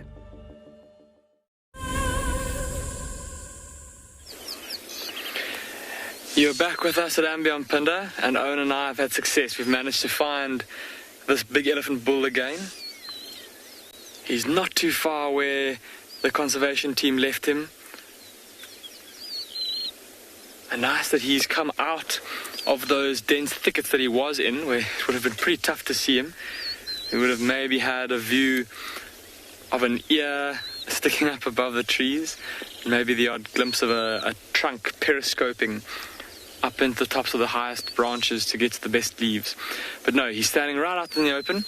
Looks like he's gathering up grass and low-growing thorn trees from the ground there with his trunk. There you go, plucking the grass with his trunk. Almost like he's grabbing handfuls of the stuff and then popping it in his mouth.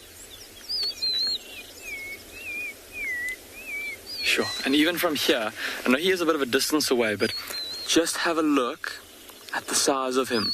Look at how wide his body is. He's obviously very tall, but it's his girth, just the sheer breadth of his body that really makes him impressive. And also his belly, look how low his belly hangs down towards the ground. Just a big, solid, almost unit of an elephant. And all those signs, that big bulk, that low-hanging belly. Got a glimpse of his tusks. He only has one tusk, just one right tusk. There we go, you can see it now. See how it's quite thick? Not terribly long. It's got a very, very, very thick base to his trunk and a very big head. So those are all indicators, excuse me, that he's a big bull in his prime.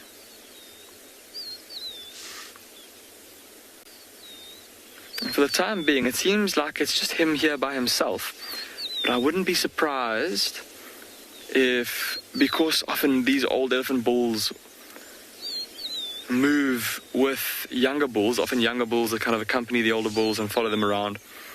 Wouldn't be surprised if there aren't a few more in the dense bush somewhere around us here.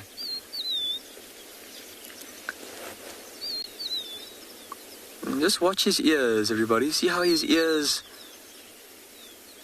Well, they're standing still. Well, they're still for now. But see how often they've been flapping? There we go. There's a flap. Look at how bright the sunshine is on his back. It's starting to heat up a little bit. And so he's flapping those ears, of course, to help him to cool himself down. Just looking into my binoculars, I don't know if you guys can see with the zoom of the camera, but he looks a bit wet behind. The backs of his ears look quite wet. There's almost like a shimmering... glistening to the back of his ears. It's like he's already sprayed water there. And for him, I suppose it's like if we were to get out the swimming pool, get out the shower and then stand in the wind or stand under a fan, it helps to cool you down pretty quickly. And no doubt that him having splashed some water behind his ears onto that very thin skin full of big blood vessels, in addition to him flapping those ears, will help him to cool down even faster. Going to be very important for him to do that today, because if it's already, the sun's already this intense, and it's only gone 7 a.m. here, it's going to be a scorcher in a couple hours' time.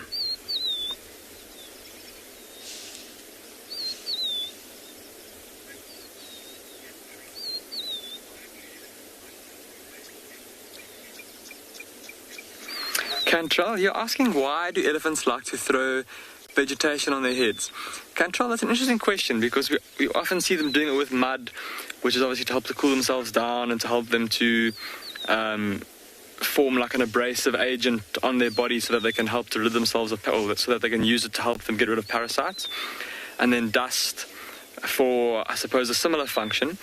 But vegetation, I suppose, like dried grass and stuff, then imagine that it would have much of the same effect. I would presume that I've often seen elephants where they've tried to gather up earth and they've inadvertently gathered up a bunch of vegetation in the process. It's like if you reach down into the ground and you try and pick up just earth when there's already grass growing on top, you're going to end up with a couple of clods of grass in your hand as well. But I can't think, Cantrell, of any benefits that throwing vegetation by itself onto their bodies would bring. What I have seen before, though, is elephant calves, young elephants especially, when they're still trying to grasp the concept of using that trunk effectively. I've seen them picking up bushes and branches and throw those onto their backs, and that's, I suppose, it's just getting that muscle memory going. It's practicing those movements that they've seen their mother, seen their aunts, seen their siblings, their cousins doing. I've even seen them pick up branches and swat themselves on their backs repeatedly. It was in such an uncoordinated way that there's no way that it was them trying to, or at least in my mind, it didn't look like they were purposely trying to swat things off of their backs. It just looked like they were having fun. They were just flexing all those muscles in their trunk and practicing those motions. But Cantrell, I suppose maybe if there's no dust or no areas of exposed dust where they can use that to help to protect themselves from the sun, I suppose a big bunch of vegetation on their back might perform a similar function, help to form a bit of a barrier between their skin and the sun, although not a very effective one. But it can be quite comical to see an elephant with a whole bunch of bushes or leaves stuck on its head. And I think that sometimes we see an elephant with a bunch of vegetation on its head and we automatically assume that it's done it on purpose, that it's thrown those leaves or it's thrown that clump of grass onto its, well, grass it would definitely have had to have been the elephant that did that.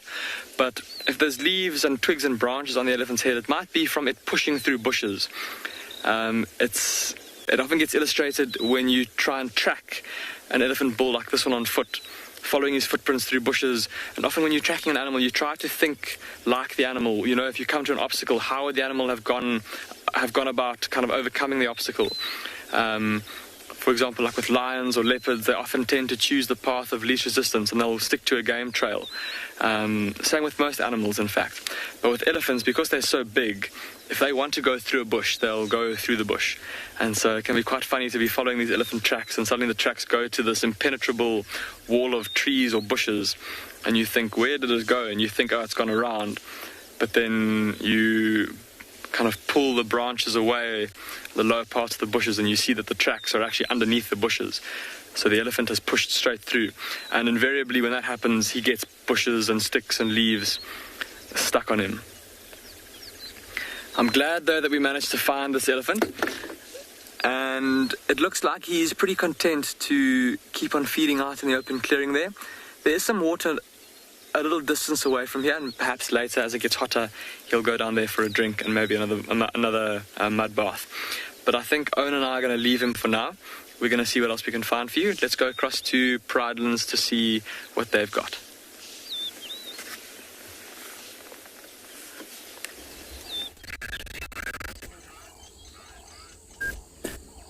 We've moved ourselves down and we've put ourselves in a bit of shade. We're watching the area with those impalas and the carcass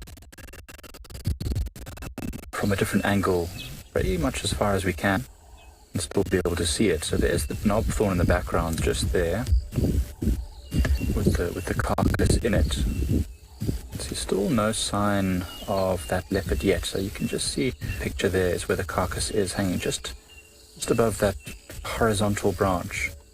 We're just waiting to see if that leopard does come back. Now, it's unlikely, especially with all these impalas watching this tree, but if it does come back, we're hopefully going to be able to spot it.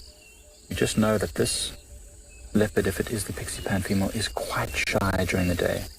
So we want to be able to at least get a glimpse of her. It might not be the best view, without disturbing her.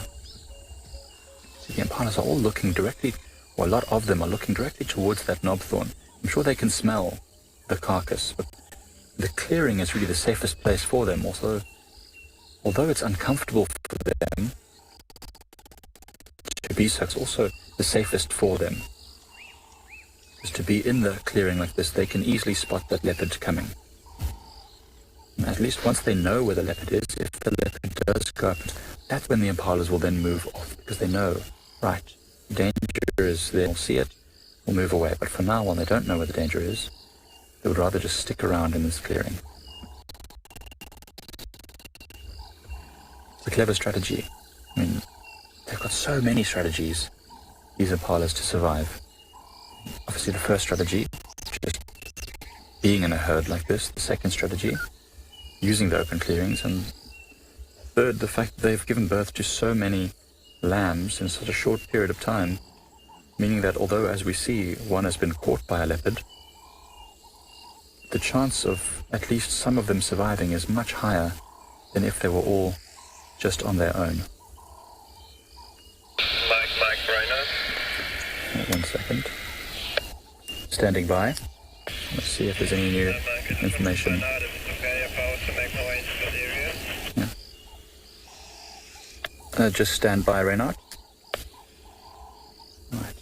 We don't want to have too many vehicles in the area because of the fact that this leopard is quite shy and we want it to be able to come back and be comfortable. So we might keep it. So what we often do is we keep a sighting to a one vehicle sighting. And that just allows us to at least keep an eye on the situation without the area becoming too saturated with vehicles and causing that animal to be a bit shy. We'll stick around a little bit longer, and then what we'll do is we'll make space for another vehicle to come and have a look.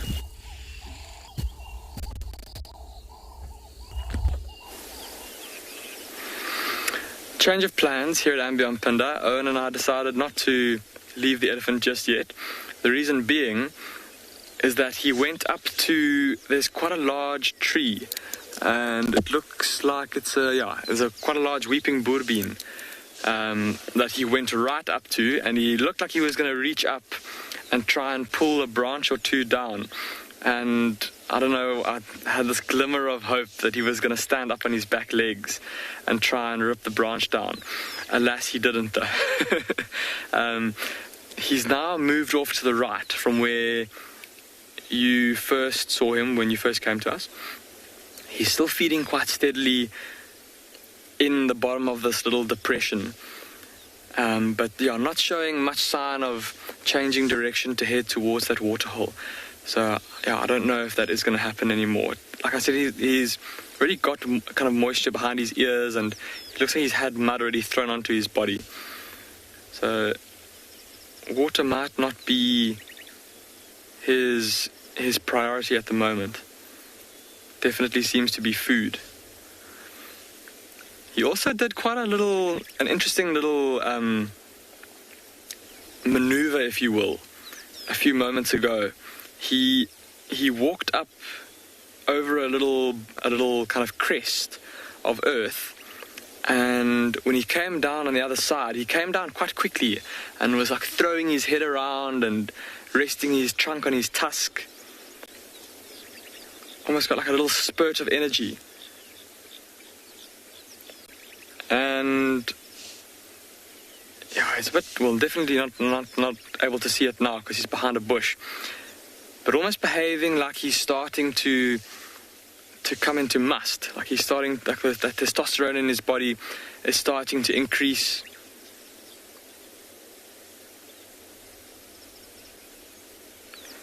And if that's the case, then that might explain why he's alone. Because the last time, like I was saying, the last time that I saw this bull with the one tusk, like I said, that one tusk, obviously quite a distinctive feature. The last time that I saw him, he was with quite a few other young elephant bulls that were kind of following him along. But if he's on his own, it might be that because he's coming into musth and because of that elevation in the testosterone in his body and the accompanying kind of increase in his unpredictability or his irritability, or he often becomes a slightly more aggressive, slightly more almost highly strung, if you will. That might be why the other elephant bulls have left him, to move out of the area to avoid his increased aggression. But the fact that he's feeding like this tells us that he's not quite there yet. But as those chemicals change in his body and as the testosterone increases, he's going to probably start to seek out a herd if he is coming into musth.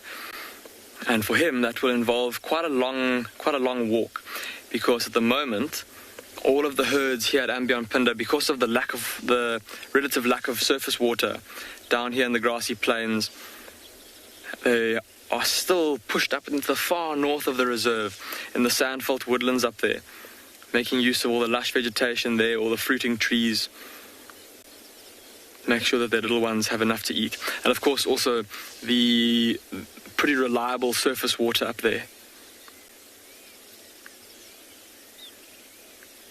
We've had a couple of incidents, or rather of instances where the herds have come down to the south after we've had rains, but they were pretty fleeting visits. And normally at this time of the year, if we get good rain and if we've got lots of water in all the rivers and the water holes, plenty to eat, plenty to drink, then the herds of cows and calves will come and spend time down here in the far south of the reserve. But at the moment, because the rains have been quite patchy, we've had rainfall, but not enough to fill up the water holes in the rivers, and not enough to keep the grass lush and green and super nutritious. And so the herds have elected to rather stay up in the north of the reserve.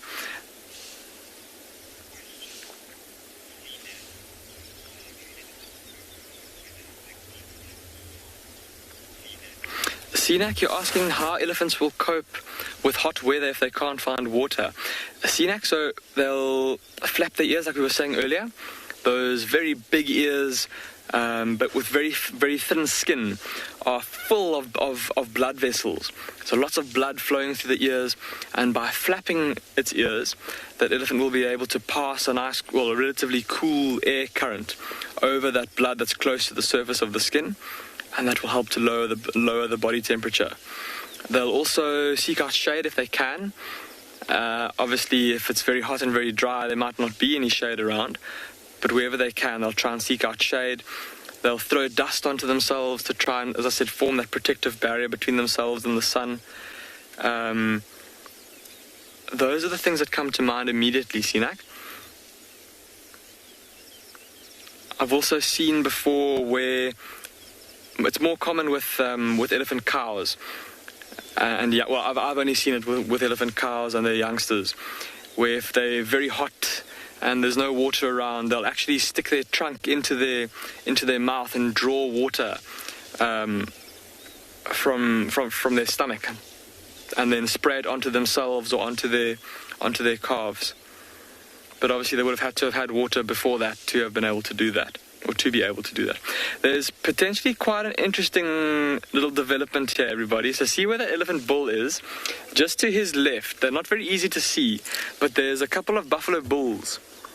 A little bachelor herd of buffalo bulls that are walking straight towards him.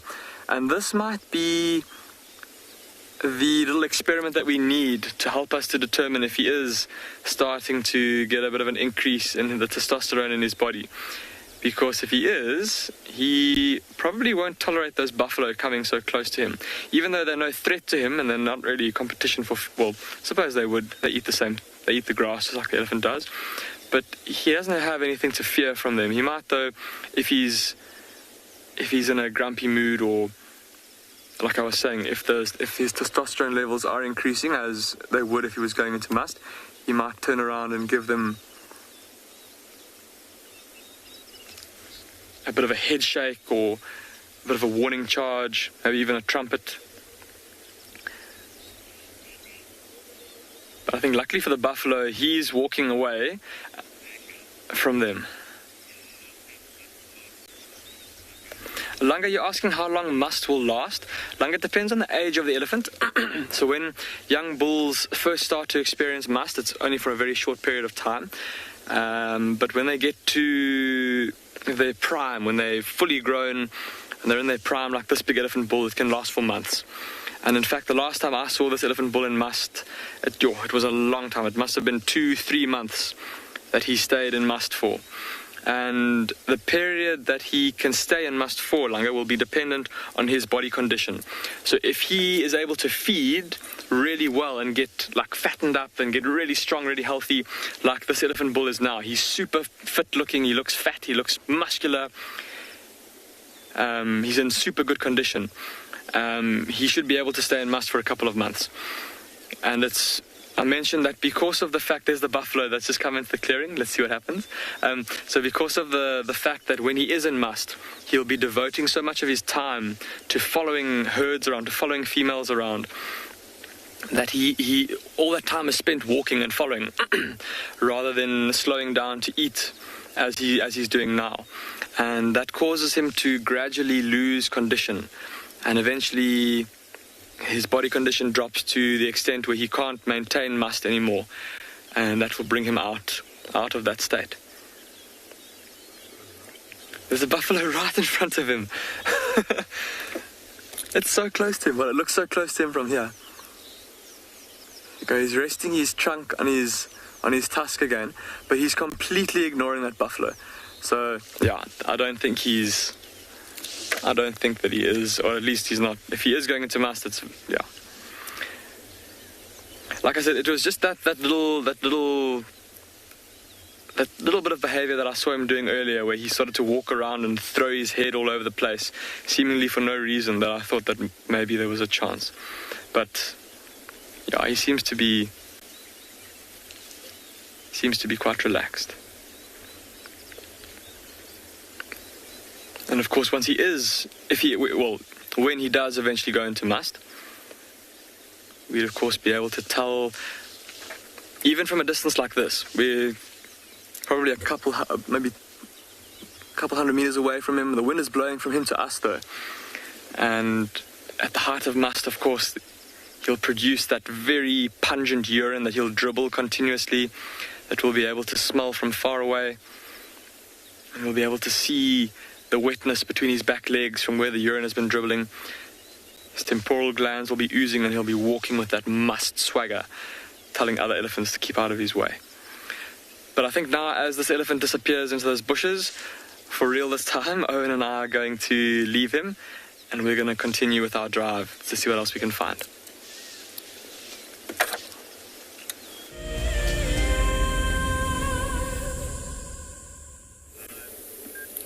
So, welcome back to Ngala.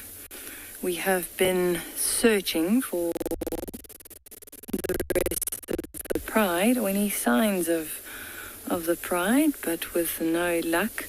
What we have, however, found is circling vultures. You can see off in the distance lots of vultures getting active now.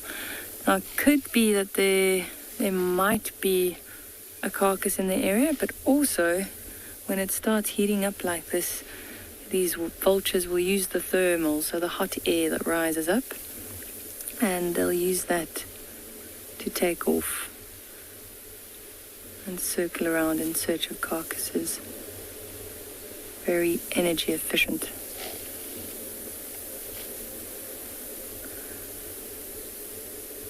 So our plan is to head in that direction, just to go investigate and see if there is something around there. Normally, if you watch these vultures and you see them dropping down, then you know obviously there is something there.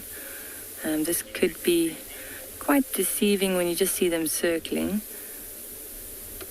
I do see some of them just hovering up there, so I think this might just be them taking off, looking for something. Now, if they see predators like those male lions, they'll also move into that area. They go quite low. They'll circle around that area just to see if the lions or the predators potentially have a carcass around, and then they'll sit in the trees. They often follow the predators, just in case there's a meal for them. All right, I think let's continue. We're going to head in that direction and see what we can find.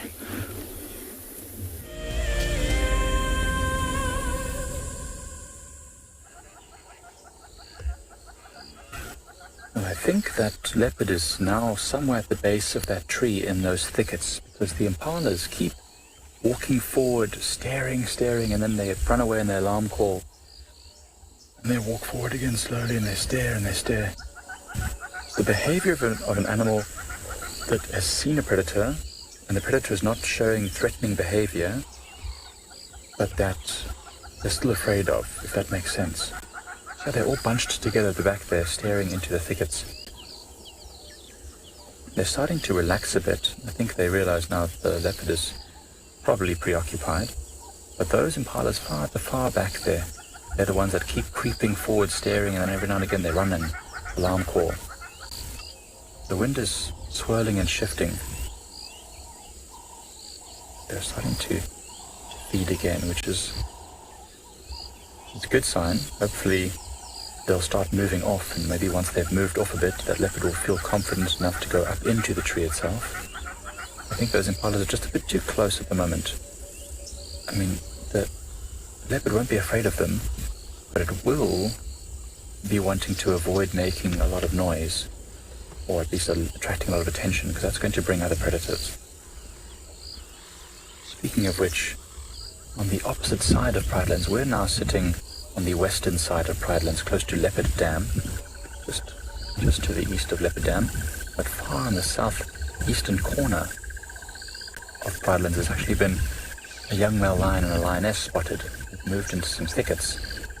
Seems like it's all happening today. All sorts of action. There's also a buffalo herd moving towards Ndlovu Dam and the eco training camp. Maybe on our way back to camp we'll get some more interesting stuff. But we just want to sit around here and wait.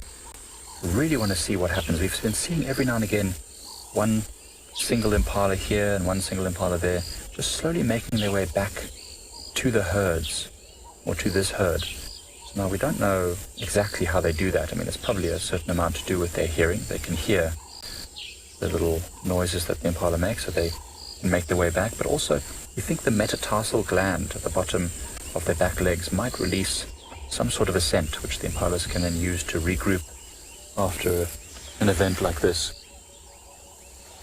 One very strange young impala is behind our vehicle, like this one, moving off by itself. This is very strange. It's putting itself in a very dangerous position.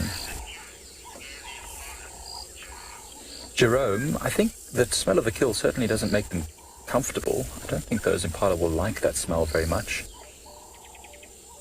But I don't know if it scares them as such. I mean, especially because they know they've established that there's danger. They know exactly where the danger is, or at least where it's likely to be. And they're in a big clearing. It is quite strange to see them starting to spread out like this. I thought as a group the impalas might want to make their way away from this area. They're probably walking into the wind so they can move away, but seem to be quite content to stick around here. You can see the youngsters as well starting to group up. This female moving towards a little nursery group of youngsters. Now what we saw earlier was one female impala like this walking back to the group after having been separated during the hunt, during when this leopard hunted these impalas, and it bypassed all the other adult impalas, and I really wondered, was it going to have any sort of interaction at all to reaffirm the fact that it's rejoined the herd? I mean, is there some sort of social bonding that happens? And it seemed to ignore all the other impalas and went straight to the youngsters and started sniffing all around the youngsters. So I suspect that obviously it was a mother and it was trying to find out where its youngster is. Hopefully not up in a tree.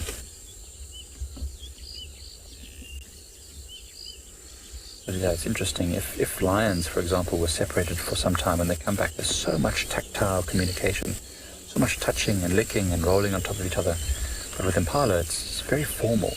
There doesn't seem to be too much social bonding. They do allo grooming, they groom each other. It's really more of a health thing. I think it's really affirming their social bonds. Well, while we wait and see slowly but surely how this develops, I'll send you over to Lauren and the bee eater.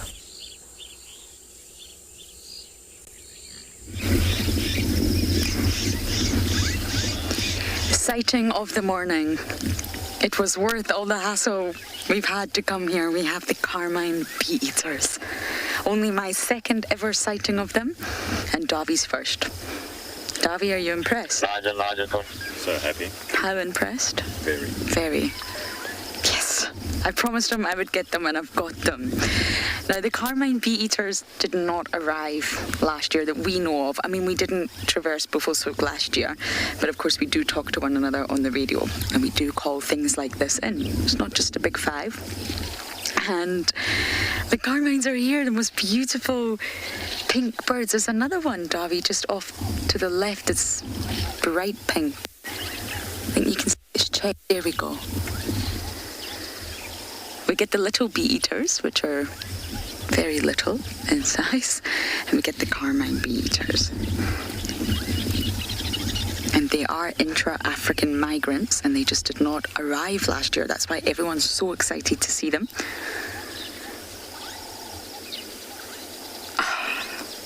I'm so happy. They are monogamous, but they're sort of colonial breeders, if you like. They do breed together, but they're said to not be breeding here. They're not using the little tunnels in this sort of embankment of riverbeds.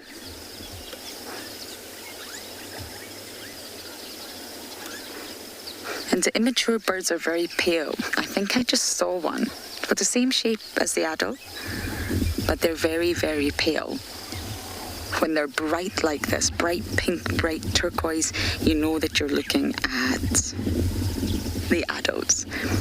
And sometimes you can see many, many together all in one breeding colony. And it's just spectacular. I've not quite been so lucky to see that yet. But apparently they go very, very pink and red, almost blood red, if you like, when they're breeding. And I don't believe, from what I can gather, they're breeding here yet.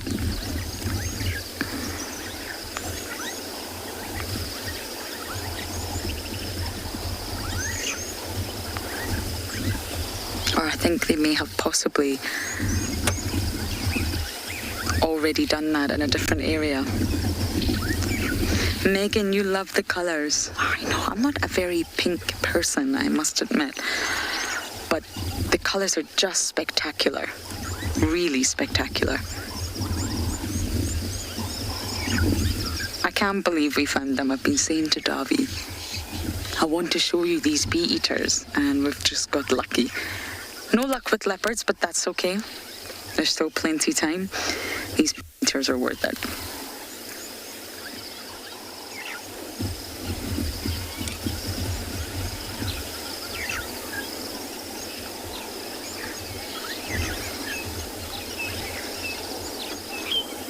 You can normally tell the male and females apart by the tail streamers. The male's tail streamers are longer, not by much, but they are longer. So if you see them side by side, whichever bird has the longest tail streamers is the male. Have we lost him, Davi? Unfortunately, we can't move. We spent about 15 minutes trying to work the signal here. It's up there. You know that dead tree? You got it. You got it before I did. I don't know how we work signal. I don't actually know if that sentence even makes sense, but we worked the signal. We just kept moving back 1 meter, and somehow we've done it, so we're not going to move the car, but we've still got a visual.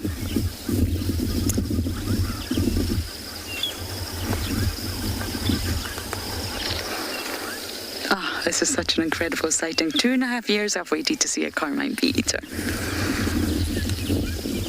They were very much at the top of my bird list. And somehow we've managed to get lucky. They've been seen in the west as well.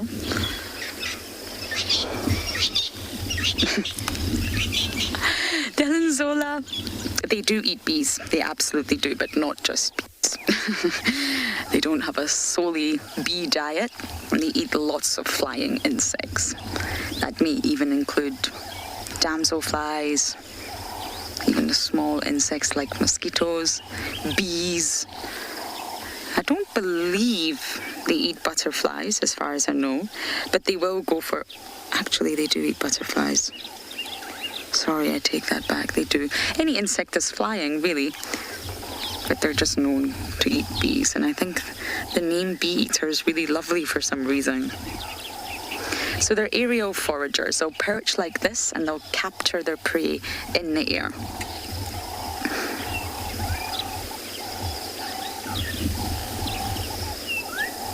But I think in the summer, in these months, I believe alates make up the bulk of their diet, as with most organisms out here. I don't know how any alates actually survive.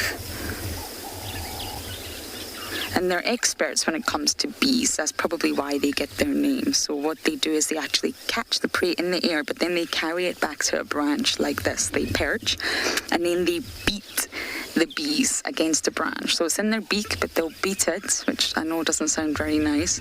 The insect is most likely already dead by this time. But what they're trying to do is discharge the sting, which contains the venom. So the sting falls out, and therefore they're able to completely de-venom it and immobilize it, and therefore it makes a delicious snack. And once they've done that, which doesn't take very long, I mean it takes 10 seconds or so, only then will they swallow it. Where did you go? I want to take lots of photos of you. Can you see them, Dav? It's very hard to spot things in this bright light. Early morning's easy because the light's a little bit softer, but once it gets harsh like this, it's very tricky. Our cameramen do spectacular jobs. There we have one, Davi. You see it is flying. It's going back to the original tree.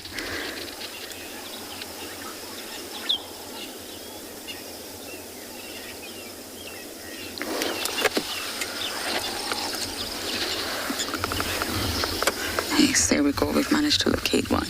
It's a long distance visual. I am sorry. We just, in terms of signal, we really just cannot move any further. And Marianne, you're asking about how far up, because I mentioned that they are an intra-African migrant. I believe Tanzania, which is obviously on the eastern side of Africa, they come from Tanzania all the way south into South Africa.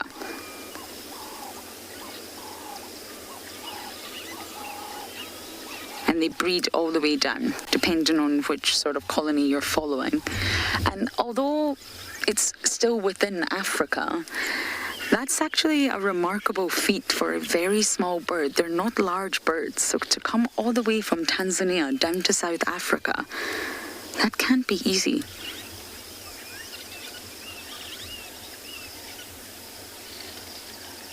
And they've been found in Mozambique, Botswana, Zimbabwe, Namibia, South Africa, Angola. But they come from as far up as Tanzania. And they start their remarkable journey south. This one doesn't look as bright. I could be wrong. It's very far. I'm looking into a very small monitor, but I wonder if that's the juvenile. It's not very pink, is it? Mm-hmm. I think this is what the immature carmine bee eaters look like. The adults are very, very pink. Cannot miss them.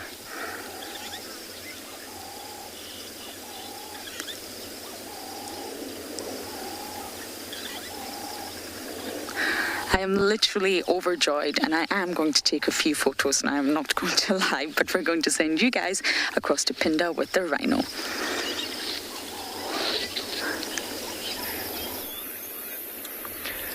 Welcome back to andBeyond Pinda. Look what Owen and I have found.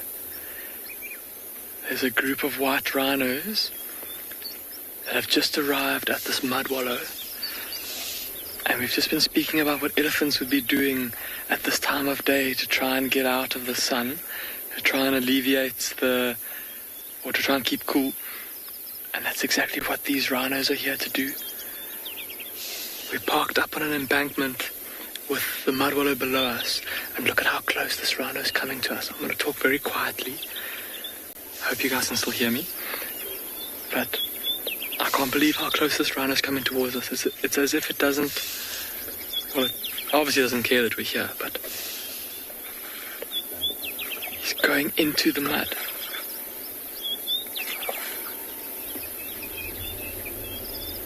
Look how he's drinking.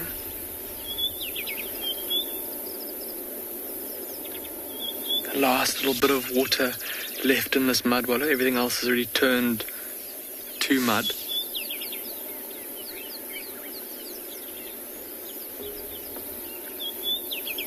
See, every now and then he just lifts his head to look around, watching what the other rhinos around him are doing.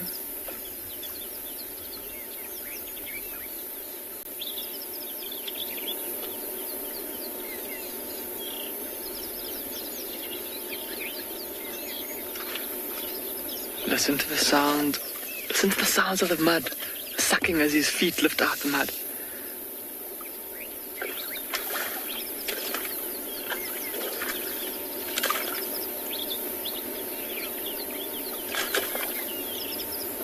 Shame, he's going from all the different puddles, going between the puddles, trying to find some water that's...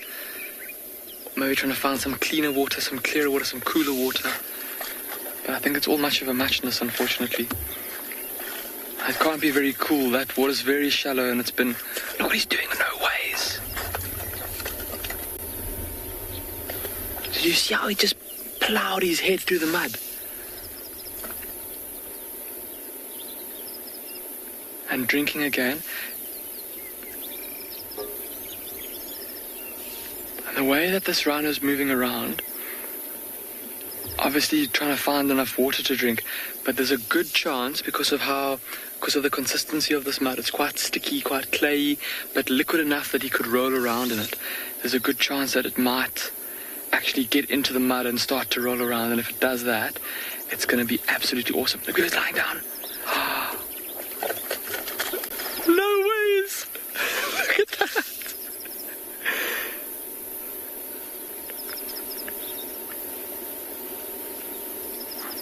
So lying down into the mud, and did you hear it exhale? There's like a sigh of contentment, like like just imagine someone getting into a hot bath on a cold day, or drinking a cold glass of water or a cold glass of lemonade also on a hot day. It's rolling onto its back. No way, it's trying to get its back covered in mud.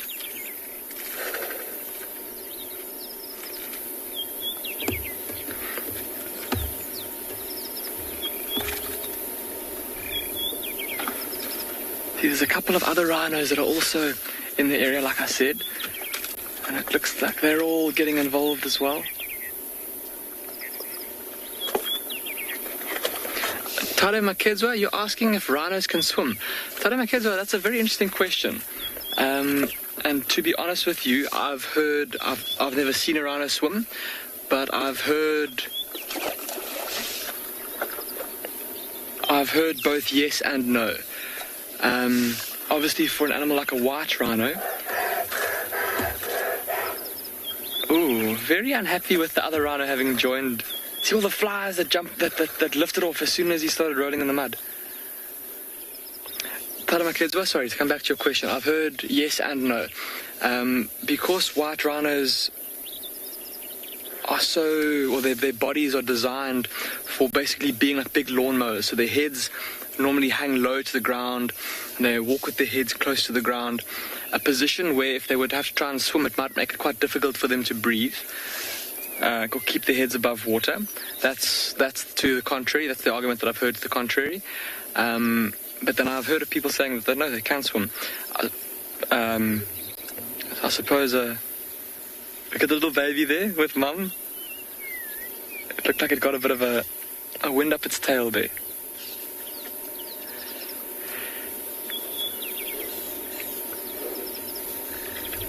But yeah, Talamati, typically it's not something that rhinos will look to go and do intentionally, is go and swim. They'll normally go into the water. They'll often go into the water, but they won't swim. They'll just lie down in the shallows to allow the cool water to help them to cool down. I suppose another argument to the contrary, Talamati, would be that I heard about apparently when Lake Kariba, a big dam in the north of Zimbabwe, was built. Apparently there were a bunch of islands that formed, and animals got stranded on the islands in the middle of the dam, and people had to go and rescue them. But now, I don't know how long they waited before they decided to go in and rescue the animals. Among them were rhinos. Perhaps if they'd waited long enough, that rhino could have made its own way off of the island. But yeah, swimming is not something that rhinos will typically go and look to do. The only instances where they'd find themselves in the situation, I suppose, where they'd have to try is if they maybe got blocked off by a flooding river or something like that. Excuse me. And again, rolling onto its back. Look at that.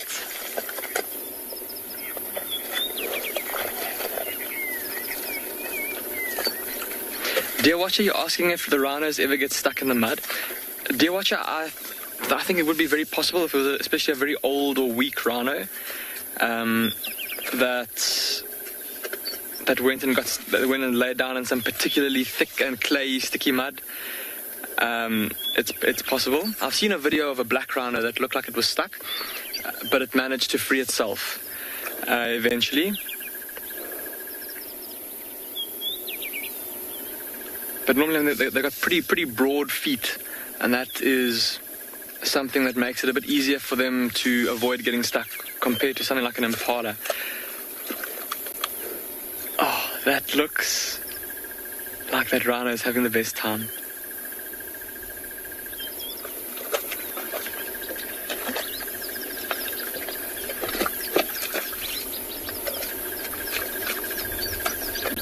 Oh, he's absolutely covered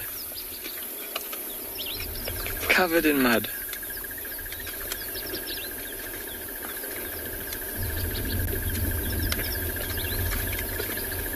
You can hear his tail slapping his body. It's so wet and sticky. It looks like he's going towards that female with her calf there. Let's see how they react to him.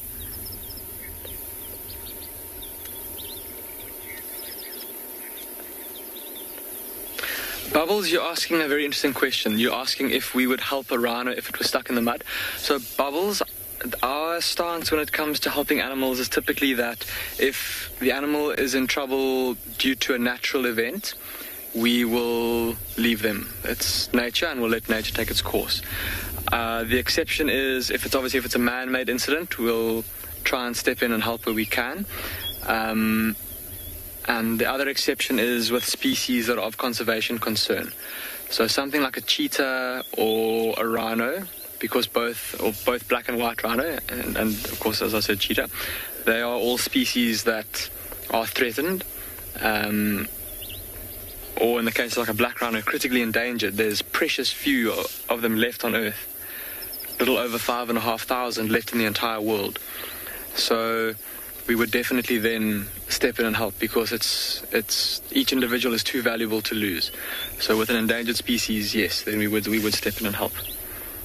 But often, like I was saying, though, normally if a rhino gets stuck in the mud, it's probably going to be a rhino that's super old and just too weak to move. Here we go, the mother's coming into the mud. See how she's avoiding this area where these two big bulls are, taking her calf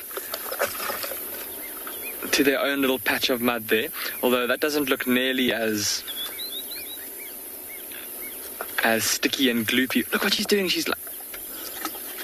She's almost like trying to mix up the mud, trying to check its consistency, to try and... Oh, that looked good. This is ridiculous. I've never seen 3 rhinos simultaneously rolling around in the mud before like this. You often see groups of them maybe resting in the water, sitting quite still, or resting together in the shade of a tree. But to see 3 actively mud-wallowing, that is really special. She's almost going onto her back.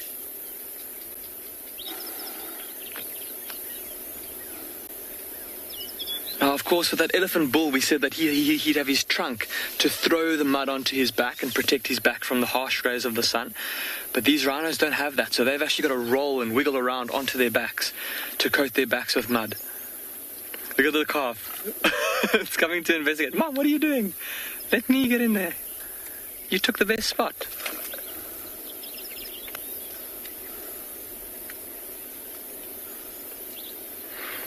I've never seen a rhino calf this size mud wallow before. If it starts to roll in the mud, it's A, going to be super cute, and B, it's going to be a first time for me to see. Look at how it's sticking very close to him. I'm very unsure of these 2 colossus that are closer to us, the 2 big bulls that are huffing and puffing and making sloshing sounds. The little one, you're right in Mom's firing line there. If she rolls onto her back, you're going to get very unceremoniously kicked by a flailing limb. Shame, I don't know, there's a patch of mud this side, on our side of Mum. I'm pretty sure that if it came this side, he'd be able to get some nice cool mud on himself. On itself, rather. I haven't seen yet if it's a male or a female calf. Have a look through the binoculars.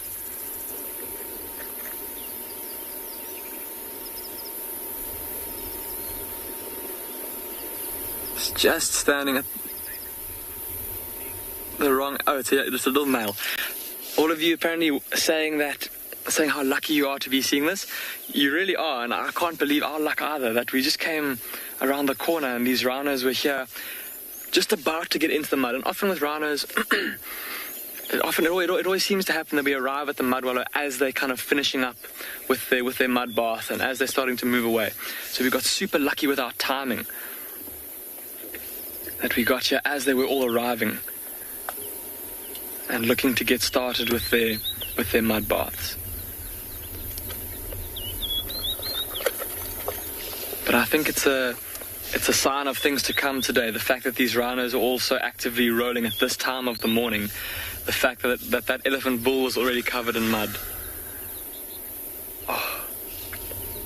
Did you hear the sound of that rhino exhaling there?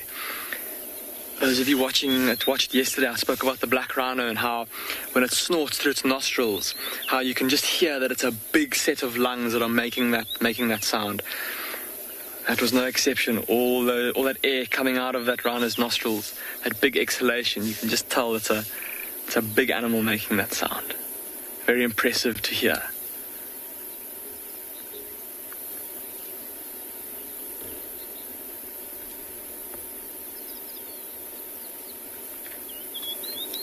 Sure, but that first one that we saw, the one that's now standing up their own, that rhino looks well and truly caked in mud. Look at him, he's got a big clod that's stuck to his horn. His back is completely covered in mud.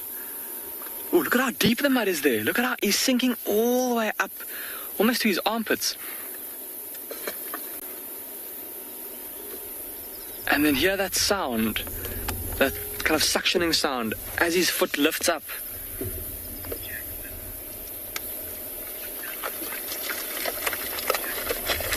Jackson, you're asking what the mud smells like. Jackson, from here I actually can't smell it. And there's not too much. Normally mud starts to stink if there's lots of decaying vegetation in it. And because of this little mud wallow's position where it is, there's only really grass around it. There's not very many trees that are dropping leaves into it. So there's very little vegetation, very little decaying vegetation in the mud. It also seems like there haven't been too many animals defecating in it, which can also make the mud smell. Often elephants, when they come down to a mud wallow, they tend to urinate and defecate and roll around and just make a general mess of the mud wallow, and then it can start to smell. But this mud wallow doesn't smell. I'm just taking some deeper whiffs because there's just been a slight gust of wind from the mud towards us, but I still can't smell anything. What a special sight though. I think Owen and I are definitely going to spend a bit more time here to see what happens. It looks like there might be an interaction that might happen between the mother and that bull on the far left, so let's see what happens.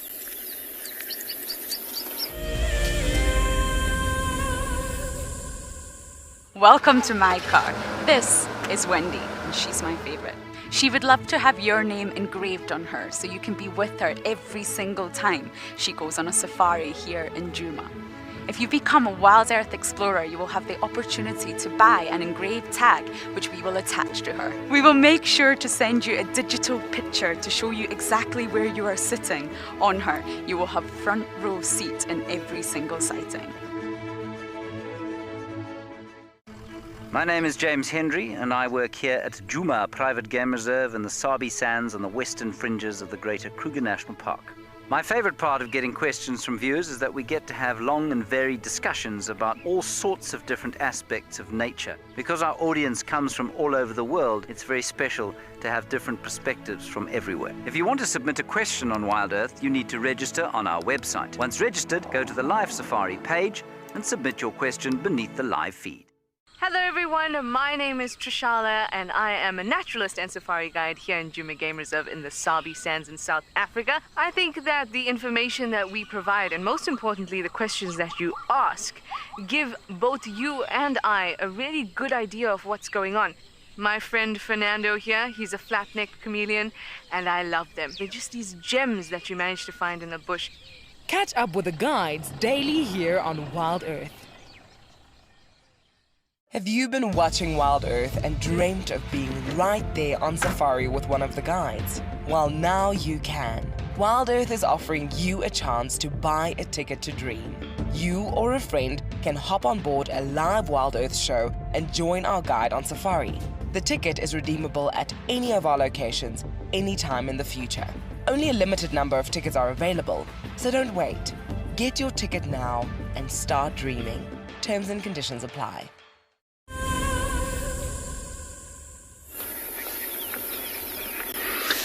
Welcome back to andBeyond Pinda. Just as you left us, I was saying that there might be an interesting interaction between this Rhino bull and the mother with her calf. And he's standing very close to them. Look at that. He's right there by her. Currently looking at the calf.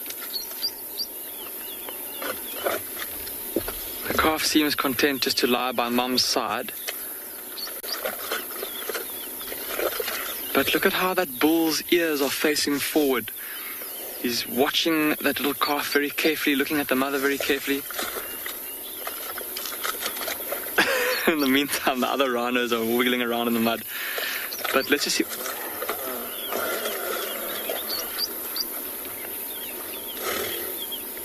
So much sound going on. It's tough to know where to start. There's a rhino that's next to us that's rolling around in the mud, and it sounds like a car trying to squeeze through a rubber padded parking bay or something. This sounds like rubber rubbing against something solid. And then I don't know if you were able to hear that huffing sound over all the commotion that the other rhino was making. That like sound, and that was what the mother rhino was making as a warning to that bull. Jeez, did you hear that snort? Probably trying to get some mud out of his nostrils.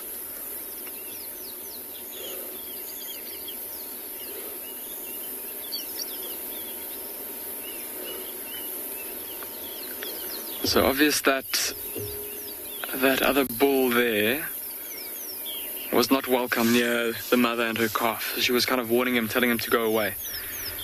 He's now obliged. I suppose looking rather hurt and reluctantly moving away.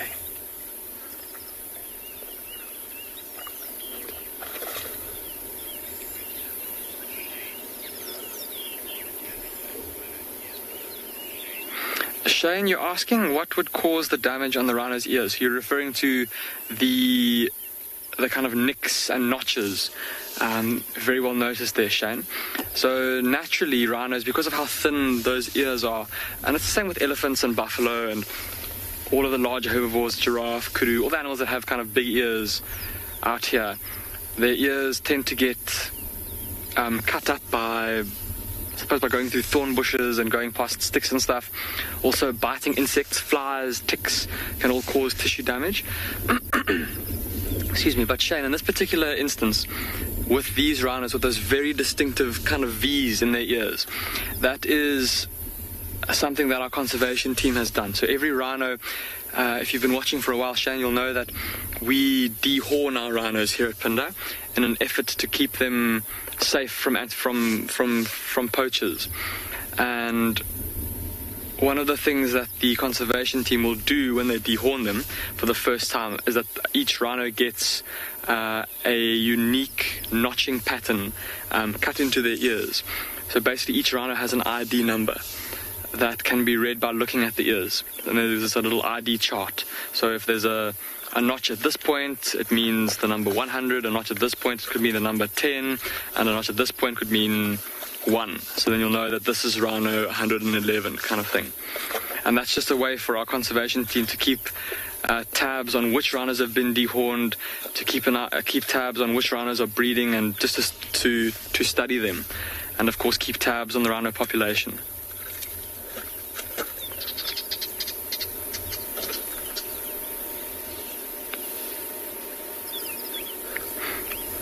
And it has no effect on the rhino. It doesn't affect their hearing. Doesn't hurt the rhino. It's done under, obviously while they're still sedated, while we are dehorning them. But a very important tool in terms, or very, very important thing to do in terms of keeping tabs on the rhino numbers and conserving them.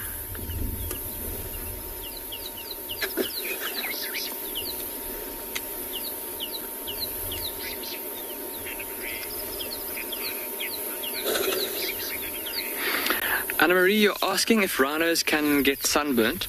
Anna-Marie, not in the same way that we do. So, like, their skin doesn't change color or blister like it does with us, but they can certainly get. Listen to the sounds of these rhinos walking around. They certainly get hot, and presumably their skin would still get damaged if exposed to the sun for too long. Which is one of the reasons, which is of course why they're doing this, and really why they're rolling in the mud, to protect their skin. So obviously with that very dark colored skin, lots of melanin to protect their skin, that helps to a certain extent. But the coating of the mud and the dust on their backs, just as an additional protective measure against the harmful rays of the sun. But you won't find a rhino turning bright red or going darker because of its time in the sun.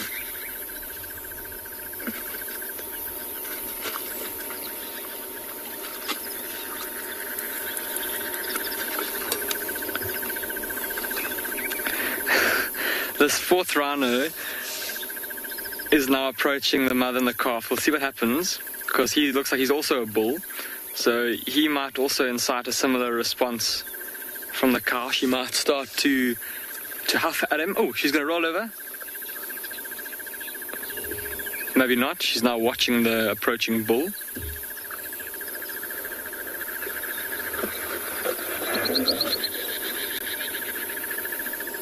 There's our answer. She's also not too keen on him approaching her either. And in fact, she's so displeased by his presence that she stood up. Had enough of this. She can't. Seems like she can't have a mud wallow in peace without getting harassed by these two males.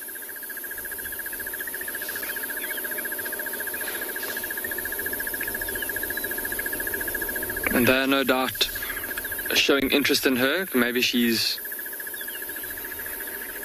showing signs of coming into estrus. Her calf looks like it's of about the age where mom might be getting ready to mate again.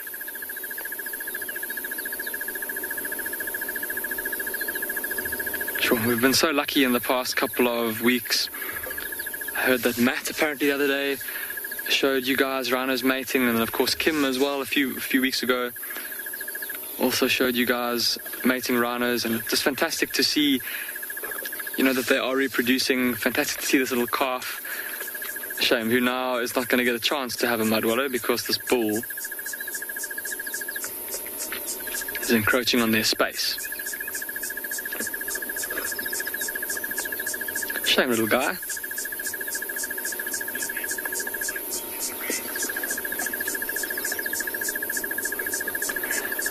I walk in the rain. You're saying that you're just loving this rhino sighting. I walk in the rain. I think you speak for all of us when you say that. Well, I hope you speak for all of us. I know you certainly speak for Owen and I as well. We can't believe the events that are unfolding here in front of us. I don't think I've ever been able to watch rhinos mud-wallowing for this long. And now this fourth bull has decided to take the spot of the mother and her calf. He's been quite a proverbial pig when it comes to the mud wallow. He's literally like mud wallowed in every single puddle in this pool here. But just looking at his size, he is quite a bit bigger than her, and quite a bit bigger than the first bull as well. So he's obviously the dominant male in this area. This is his territory. And whatever he says goes. In which case, that slightly smaller bull,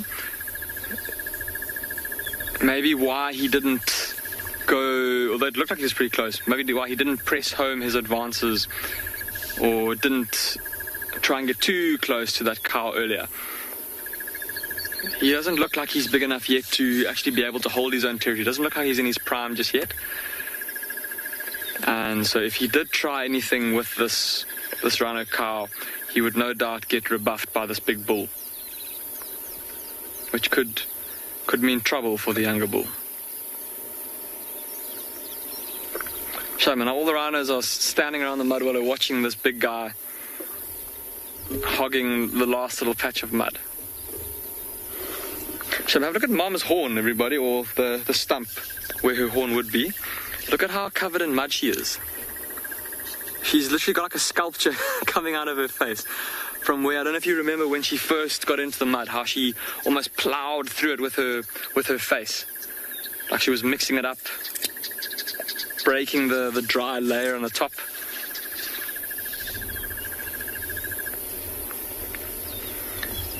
It's quite strange to think about. I mean, think about what you or I would do if we were feeling hot. I mean, I don't know, I wouldn't get into a mud wallow. Maybe there's some of you at home who would go and get into a mud wallow, but I know for me, like getting to a cold swimming pool, or if need be a cold shower, or in desperate times using the water hose outside and standing underneath that, a cold glass of water to drink.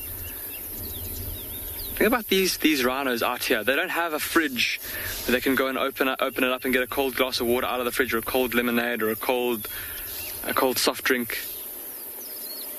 Sometimes they've even got cold water to drink. I mean, this water here, it's been sitting in the sun. It's probably quite warm, quite unpleasant. But that's what they've got.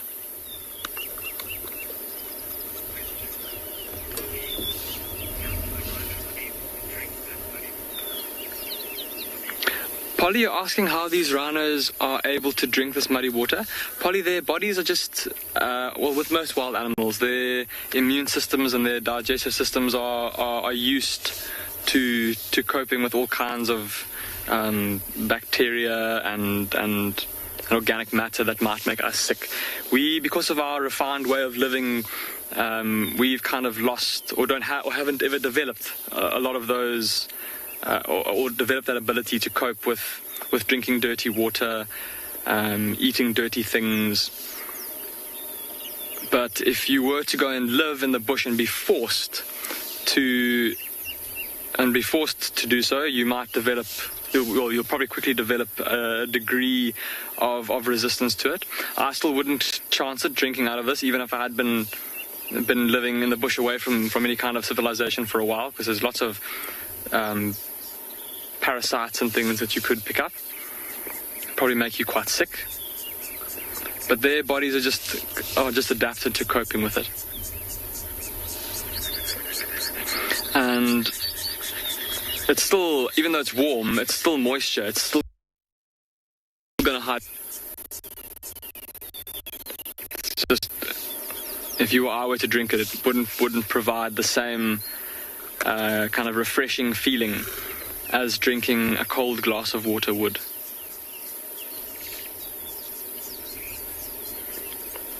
Shame, that poor little calf, all it wants to do is just to sleep next to Mom. Shame. It didn't get a chance to roll around in the mud. I just want to do it by the big bull. And now Mom, almost like she's just waiting around, hoping that this bull moves, so that she can also get into the mud wallow and carry on with her mud bath. And that calf is just content to sleep next to Mum. Probably exhausted from following her all over the place as she moves around trying to get enough grass to eat. And where they're sitting, it's not a particularly shaded spot, so I wouldn't be surprised if a bit later they move into the shade somewhere. Luke, you're asking why their tails are so short. Luke, I suppose they don't really need their tails for much more than indicating body language to other rhinos and for keeping flies away from their rear end. So with that tail being that long, it's more than long enough to keep any kind of biting insects away from their rear end. So it serves that function quite well. In terms of indicating body language, it doesn't really need to be much longer than that. Other rhinos can see if their tails are curled up. Typically, animals that have very long tails tend to need them for balance. Think about like a leopard, where it needs that tail when it's trying to clamber around in the canopy of a tree. Or think about a cheetah with that long tail, very broad long tail, and it uses that tail like a rudder for steering. Monkeys climbing up in the trees, they need those long tails for balance and to help them clambering around. Big animals like rhinos and elephants, they don't really need their tail for much more other than swatting flies, really. But imagine what a rhino would look like if it had a super long tail. I suppose if it was a thicker tail and a bit longer, they might look like a ceratopsian, like one of the, like a triceratops, a dinosaur of some sort. Definitely give you that very prehistoric feeling looking at these rhinos.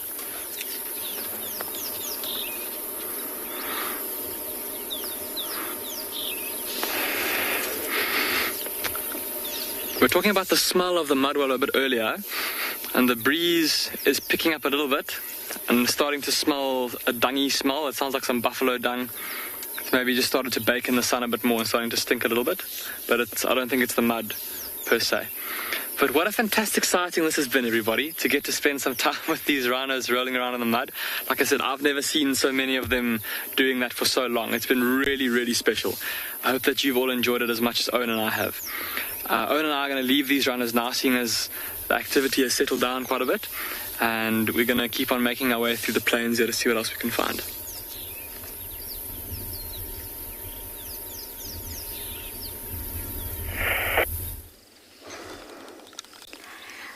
Go, Davy, go. I think we've got a martial eagle here, everyone. I cannot believe it. I cannot believe it. I think it's a martial. If so, this is such an incredible sighting. We've got very, very lucky.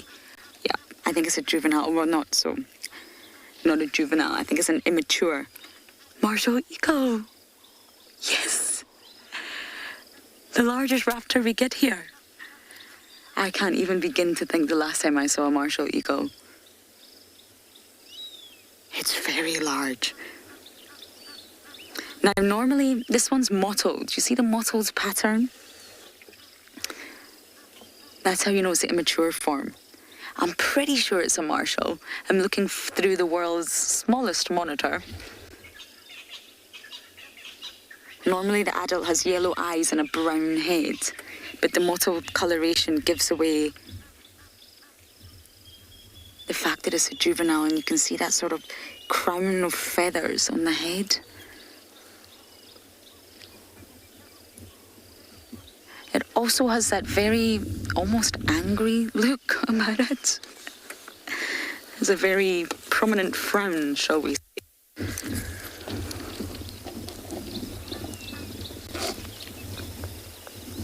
I'm pretty sure that's what we're looking at. A raptor that size. We're on Chitwa Dam Wall. I believe a leopard is around here somewhere, but none of our radios are working, which is making life a little bit challenging, but we'll get there.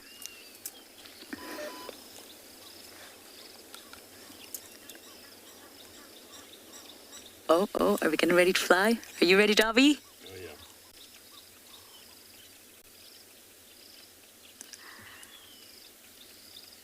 Fantastic. Would you look at that? I think if we go forward, we'd actually be able to. Because fish eagles flying too, they're flying at the same...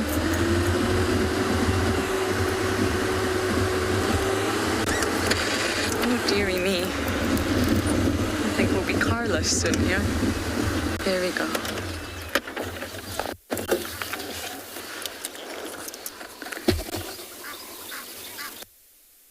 See, it's really, really thick, feathery legs. It's obviously a true eagle, but you see how thick they are. Normally when we look at the Tonys or the Wahlbergs, the legs are not like this. Can you believe it? I'm so happy right now.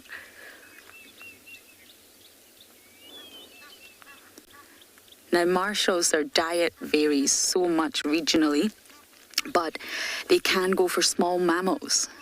And when I say small, I'm not just talking about your bushveld gerbils or your dwarf mongoose. I'm talking about impala lambs and jackals and baby baboons. I was part of the Mara Raptor project for a long time, and the martial eagles had tags on them. And the tags transmitted information regularly, more so than the ones on the dogs that we have here. And it was able to tell you when the raptor was hunting, due to the sort of speed and the direction. They can tell when it's sitting horizontally on a branch, and they can also tell when it's in flight, but they can also tell when it's swooping downwards to hunt. So we would get sent the GPS coordinates and we would go to investigate. We would go to that place if it was accessible. And my goodness, sometimes you would find the marshal. You can identify them. They all had unique codes, monogamous pairs. Or sometimes you would find the kill. And one time I remember we found the marshal itself on an impala ram. These raptors are incredibly powerful.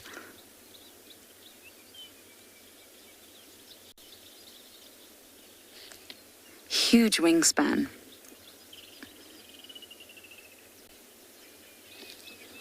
And we get often asked, what is the predator of these birds? Like, for example, the greenback heron yesterday. It'll be birds like this one, the marshal.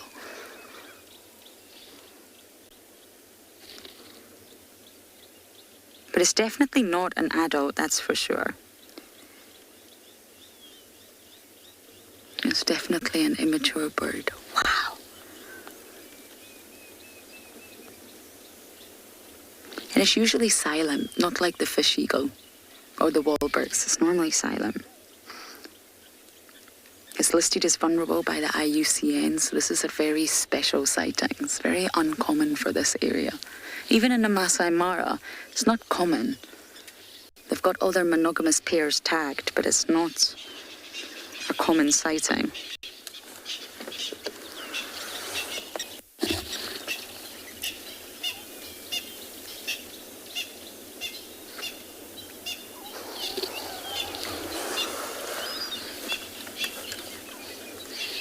Many of you are saying how gorgeous it is. It is. Fierce looking though, very, very mean looking. And when we talk about predators, your mind automatically thinks of the lion and the leopard and the hyena. And yes, even my mind does the same thing. But this is an incredible predator. This is an aerial predator. We forget that there's predators in fish form, there's predators in bird form, in frog form, reptilian form. We always tend to think of the mammals naturally. Been very lucky with birds today, I must say. From a carmine bee-eater to a martial eagle. Very distinctive. I mean, it's obviously not the full adult plumage, but you cannot really mistake this bird.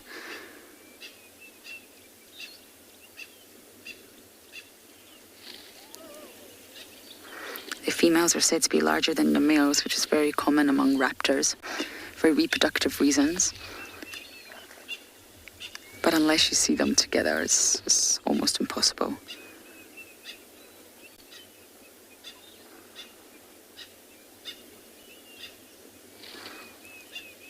But the Mara Raptor projects was one of the most exciting projects to be part of.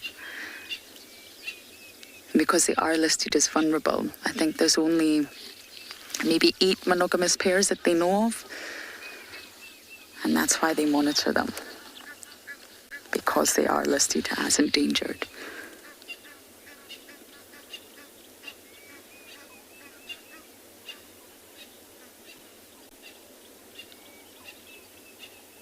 Raptors all have such keen eyesight, so by sitting really high at the top of the tree, they can see everything. A huge visual field.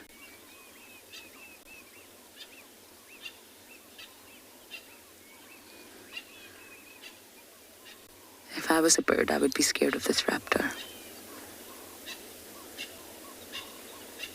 You hear stories of martial eagles attacking Trojan. I don't know if that's true or not. I definitely cannot vouch for that in any way, shape or form. But they are powerful. They can carry great weight in their talons.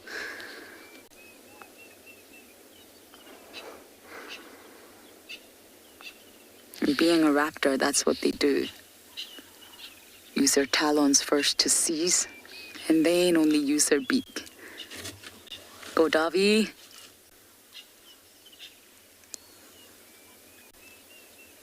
Oh, incredible, incredible. Okay, we're going to leave this martial eagle now, see if we can find the leopard.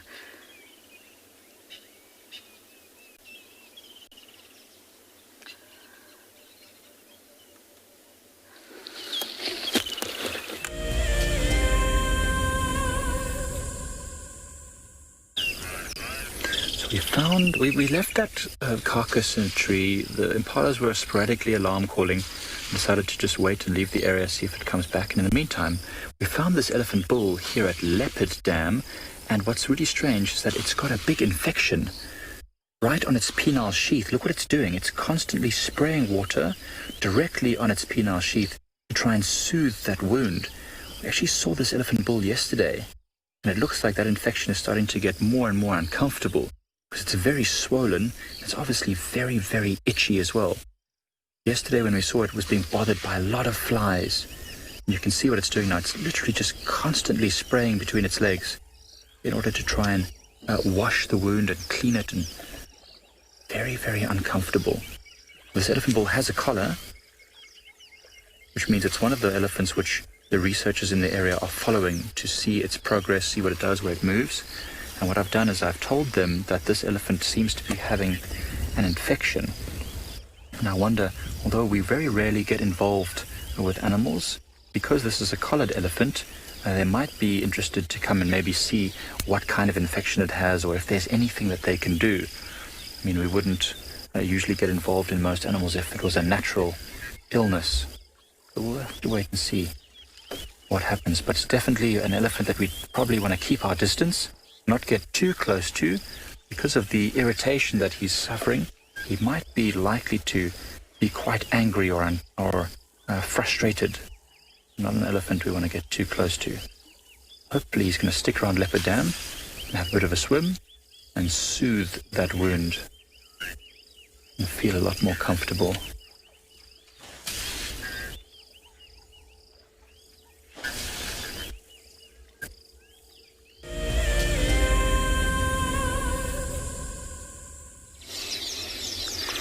You're back with Owen and I at andBeyond Pinda. We've come down to check one of the more prominent waterholes in this area. And the scene that we have found ourselves is just absolutely spectacular. I cannot believe it. There are just giraffe everywhere. And zebras and wildebeest. There's a whole bunch of black-headed herons as well.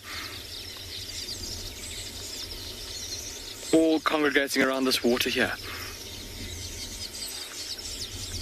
Just doing a quick count.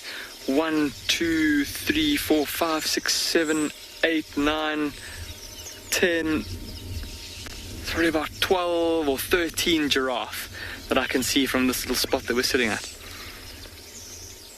And all of them, I don't know if you can see those ones down in that group there, how they've all got pretty robust horns and ball tips to their horns, and the fact that they're all play fighting with each other, all indicators that they are males.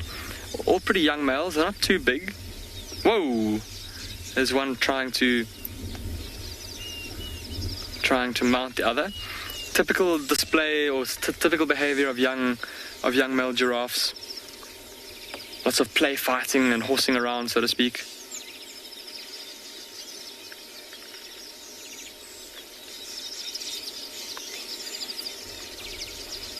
Lots of zebra as well. There's a couple of zebra up at the top there that are engaged in a bit of a... Initially it looked like it was just a play fight, but it seems to be getting a bit more serious now. Looks like two stallions chasing each other around. Yeah, it doesn't seem to be too serious. They're kind of neck wrestling and kind of rearing up on their back legs, but there's no serious biting or kicking going on. But look at these giraffes, how they're walking. They're almost walking in unison, and they've been doing this now for a while. They almost seem to, as soon as the one in the front starts to walk, the others start to follow along behind it, moving almost like a shoal of bait fish that's being corralled by a predator. They're coming straight towards us though. Let's see where they go.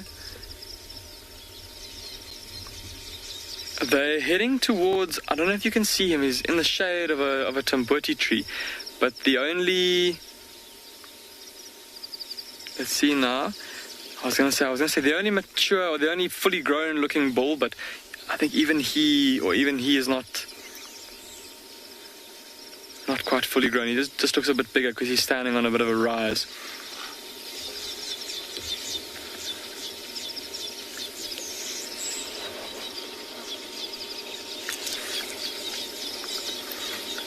Oh, sorry, Owen, there's also some interesting water birds that are down in the water there. I don't know if you can see those 2 ducks that are swimming around there. Apparently all of you remarking on the beautiful scenes that we have been seeing at Pinda this morning. It's been such a special morning. I know we set out to look for lions and we haven't found lions, but I think that all of the things we've been seeing, the broad-billed roller and the rhinos and the giraffes, it has really been special. Can you see those 2 ducks down there, Owen? So see those 2 ducks down there, everyone? I don't know if any of you have seen these before. They may be, for those of you who are keeping a bird list, they may be new species for you. These are called red-billed teals. See the very brightly coloured red bill and that dark cap of chocolatey brown feathers on top of the head. Bit of a 2-tone head. They've got like pale cheeks and a very dark kind of cap to the head with the red beak.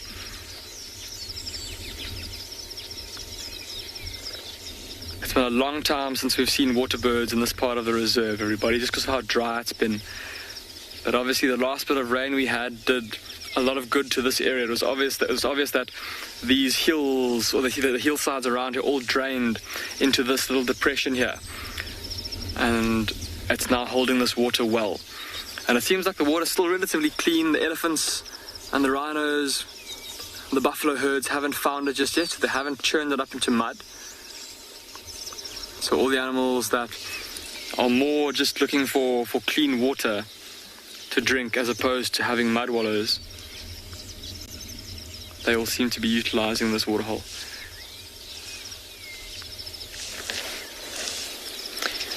There's 2 young giraffes that are still play fighting, swinging their necks at each other.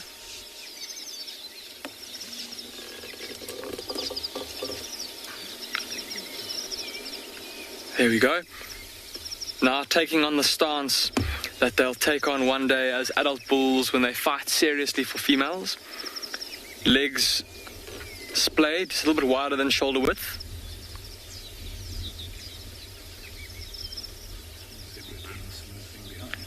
Yeah, and Owens is saying some zebra neck wrestling as well behind. There's a very deep booming sound in the background. I'm going to keep quiet for a second.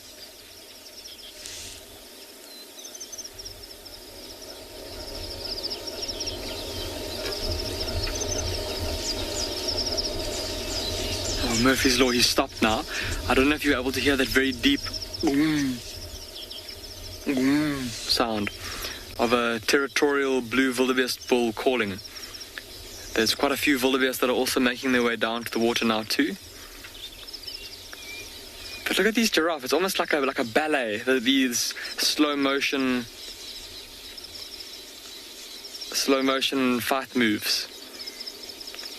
But like I was saying, the legs a little bit wider than shoulder, or the feet a bit wider than shoulder width, getting themselves all set, and then swinging their necks at each other, bumping into each other with their shoulders, trying to throw their opponents off balance,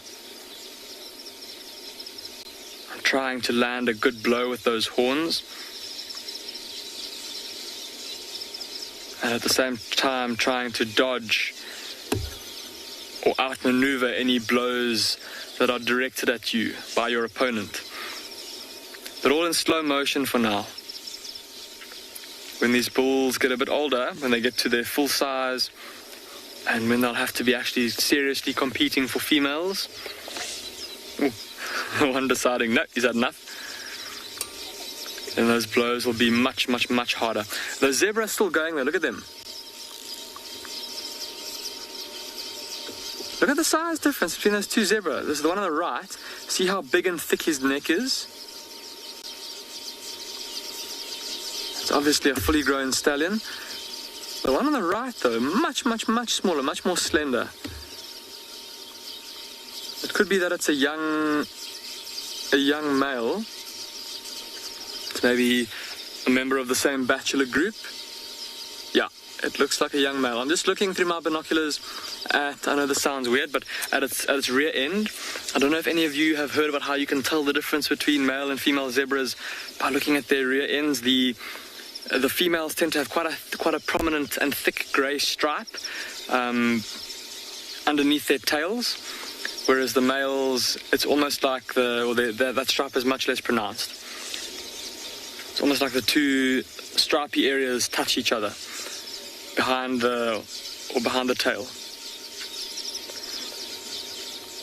And just like those two giraffe, these zebra are practicing their fight moves for one day when they compete for females, for their own harem.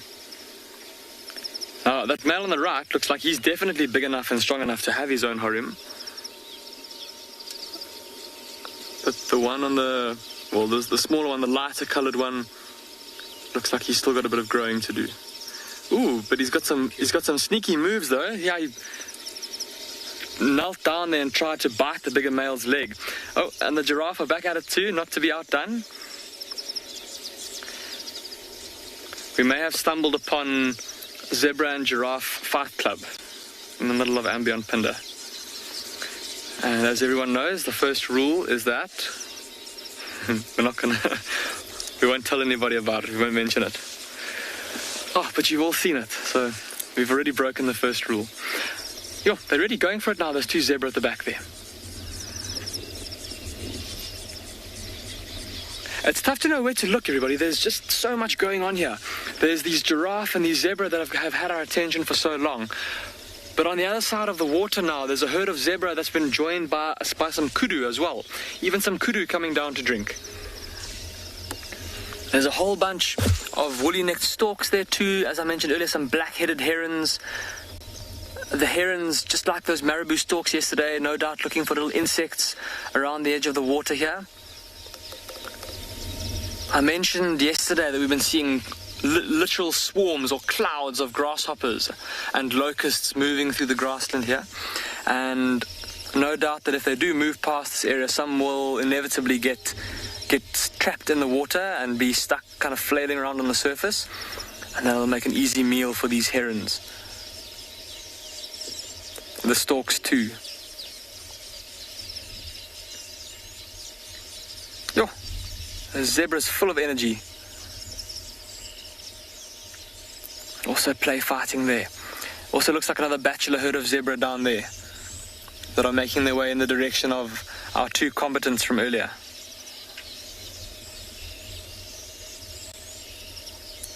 Looks like some of the kudu have settled down and started to drink.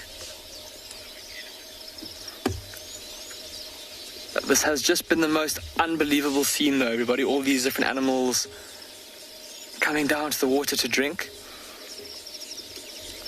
And the only animal I think, well, there's a couple of different species that we're missing, but we haven't seen any elephants drinking. But Lauren has. So why don't we go across to Djuma to go and see what those elephants are up to.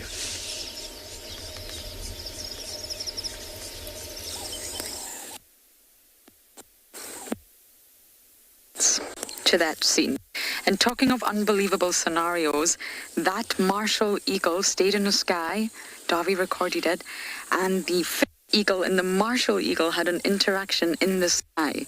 They were both chasing and could not believe I've ever seen a like that. A martial and a fish eagle. Now the martial's definitely bigger, but a fish eagle is also substantial in size, and they were both chasing each other in the air. Ah, what a morning. Maybe didn't quite get the spots we've been. Here we've got a herd of elephants. Graves on the ground. They safely plant the mud. Love it so much that they just dive bomb in face first.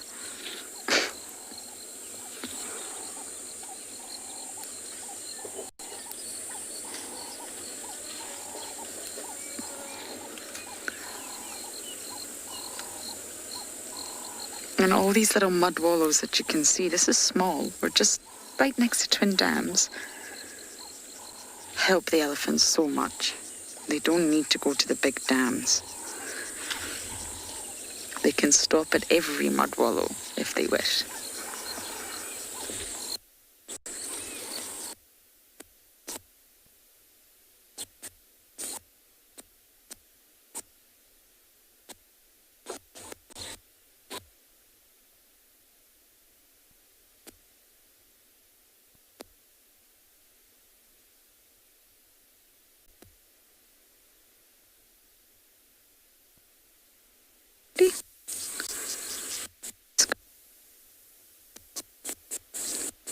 think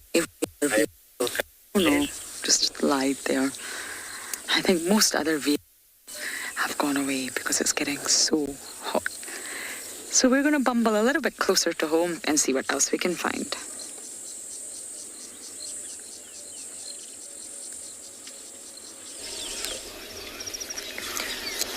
Owen and I are still sitting here at this waterhole. It's impossible to leave, everybody. As soon as we try to think, well, as soon as we think it's over, that's the end of the activity. Another group of animals comes down to drink, or the zebras start chasing each other around, or the giraffes start play fighting again.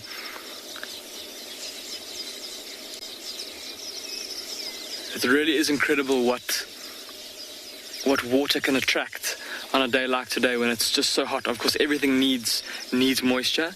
Yo, look at those zebras. They're really getting stuck in there.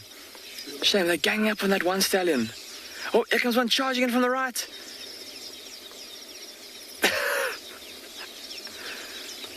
And he's ignored that first group and he's going on to the next group.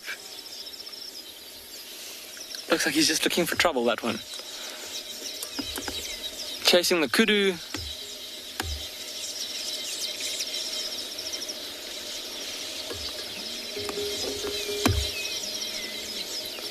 Amazing how the different species kind of all keep to their own little, or rather just keep to their own. The zebra kind of running around all over the place, the giraffe all with themselves, and that group of kudu also staying close together. And then that one having to sidestep to avoid the charging zebra.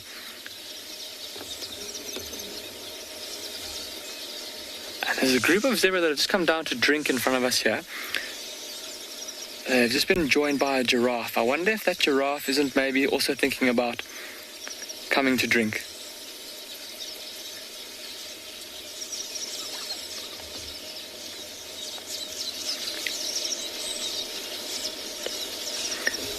Just having a look at all the animals here. The kudu, the wildebeest, the zebra, the giraffe. The fact that they're playing like this, some of them are feeding, but none of them are looking too nervous. And normally around a waterhole like this, with it being such a magnet for animal species to come down and get something to drink, it's quite a common occurrence, like we've said many times, for large predators, especially things like lions, to wait around the water for prey to come down. And animals, of course, or herbivores, of course, know that. So they're normally very nervous around the water. But none of these animals are showing any signs of being skittish. And it must surely be because of the sheer number of animals here. There's so many wildebeest, so many zebra and giraffe and kudu, that surely if a lioness were to suddenly poke her head out of a bush or out of a glade of grass, that she'd get seen and the alarm would get sounded.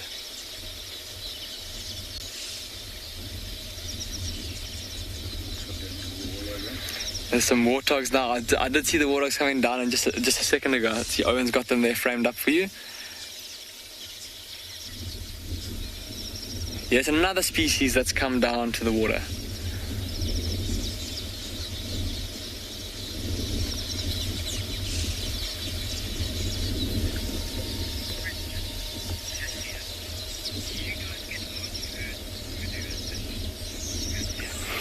Cassius, you're asking if we get large herds of kudu here at andBeyond Pinda. Cassius, kudu tend not to form herds in the same kind of sizes as what herds of zebra, or in terms of what, well, at least compared to like zebra herds, wildebeest herds. They tend to live in slightly smaller groups, similar to things like a Ngala. It's normally just a couple of females and their youngsters. In fact, this group of here in front of us, Cassius, I don't know if there we go, Owen's got them for you. I want to try and count them with my binoculars, because Cassius, just as you asked that question, thinking about it, this is a really good sized group of kudu. There's 1, 2, 3, 4, 5, 6, 7, 8, I can see 9 kudu. 9 kudus all together. That is very special to see. I've seen bachelor herds of a similar size here on Pinda. But yeah, this is about as big as kudu groups will get, Cassius. And I suppose it's just because, like I said, similar to the Ngala, where presumably because they live in thicker bush, it doesn't really make sense for them to move around in large herds. The more animals you have moving around in thick bush, the more noise is going to be made, and so the more conspicuous you'll be to predators, and the harder it will be for you to listen out for danger. Whereas for animals that are more adapted to living in the plains, things like wildebeest and zebra and impala, although impala I suppose do also often move into woodlands, those bigger herds, there's more ears, more noses, more eyes to keep a lookout for danger, which is what you need when there's a wide open space all around you. There go the warthogs up out the mud. They've, just like the rhinos, had a good mud wallow and now distancing themselves from the water. Good thing about this little waterhole, especially for the smaller animals, is that because we're so far from any other bodies of water, it would be very difficult for a crocodile to get here. I wouldn't go as far as saying impossible, but the odds of one getting here are pretty low.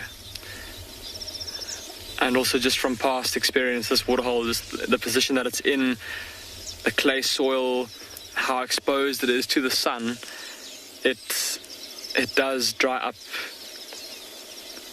Oh, it can dry up quite quickly, which would not be good for the croc. And so because of that, those warthogs are able to roll around in the mud and drink relatively carefree. There's a little piglet coming across. I hope we're going to be able to get it. I don't know if you can see it there over to the right of the giraffe. Might come into the gap. Sorry everyone. I've gone behind the tree. Yeah, it's just gone behind a tree. There was a mother warthog with a little piglet. They might come back out. Yeah, they've gone behind the bush there. We were hoping that sorry, I can't even speak. We were hoping that the giraffe might come down and drink, and it looks like the one here in front might start to do that. But its companion behind it looks like it might have other ideas. We were saying earlier that young males often obviously play fight, and often the play fighting leads to mock mounting. And the way that this giraffe on the left is behaving, see how he's got his chest very close to the other giraffe's rear end, and he's got his ears back. That's exactly the behavior that a giraffe bull will exhibit when he's courting a female. Now, both of these are males. They're both immature males, or both young males. But yeah, quite common behavior to observe. He looks like he wants to drink, but I think the mud there is just so sticky that he can't quite bring himself to go all the way down to the water. Yeah, but I think with all this activity, Owen and I are definitely going to spend a bit more time here to see what else happens.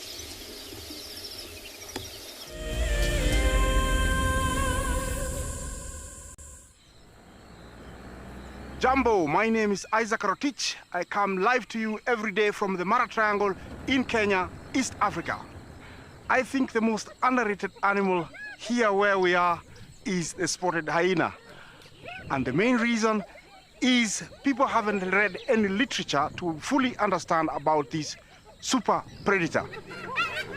Catch up with the guides daily here on WildEarth. For the month of January 2021, we are offering a chance to win a unique WildEarth expedition to the magnificent Tswalu Kalahari. From the ancient Kortai's Koranenberg Mountains to the southern Kalahari's red sand dunes, Tswalu offers what travelers crave most: space and time. The winner will explore this landscape in a vehicle, on foot, or on horseback, with a chance to go behind the scenes with WildEarth and of course meet the meerkats. The prize includes a 3-night stay for you and a friend at the luxury Musth Lodge, including flights from either Johannesburg or Cape Town.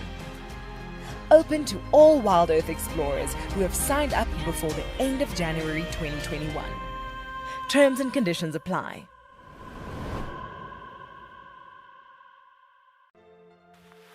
We have a baby pangolin. A baby pangolin.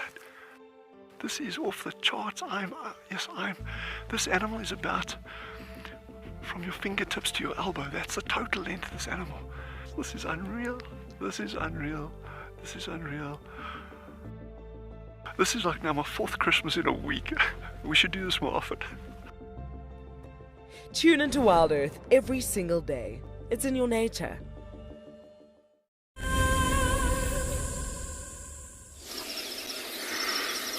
You're back with us at andBeyond Pinda, and luckily for us, those warthogs that disappeared off into the thickets came back out, led by the 2 little piglets, their mum in tow, and they've now also started to enjoy the waterhole in their own way.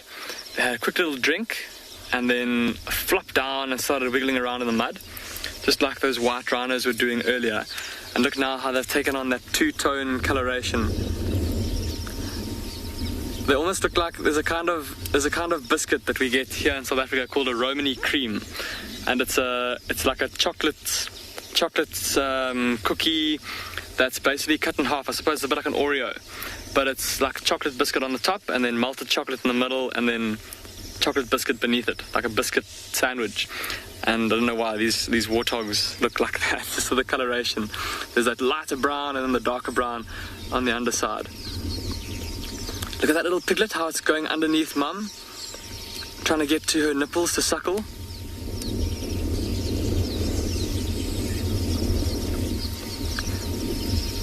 Jerome, you're saying that those piglets have got such long legs. Jerome, they've got very long legs in relation to their body, don't they? Especially compared to mum. Mum's got like much shorter legs in relation to her body size. And Jerome, I wish we could show you. Unfortunately, I can't see any around me for the time being, but most of the baby herbivores out here, impalas, Ngala, kudu, giraffe, zebra, most of them are born with very long legs in relation to their body size. And of course, what that means is that with those extra long legs, they're able to run a bit faster. But also, especially in the case of zebra and impala, we spoke about how a waterhole like this would be a magnet for predators as they wait or lie in wait for prey to come down to drink. And imagine for example, a herd of zebra coming down to the water. If there's a foal in that herd, because it's the weakest individual in the group, that will probably be the lion's target. And that'll be the individual that they try and single out. But if the foal is walking in the middle of the herd, and with its legs being so long, its belly is going to be at the same height as the bellies of the other zebra. So the lions might not be able to pick it out as easily or see it as easily in the herd.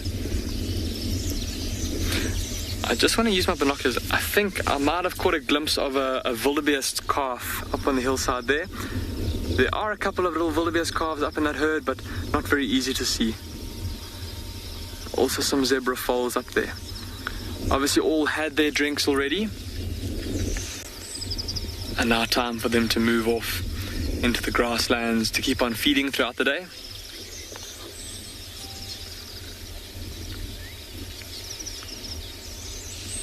And good for all these herbivores that there is the surface water here that have been able to quench their thirst.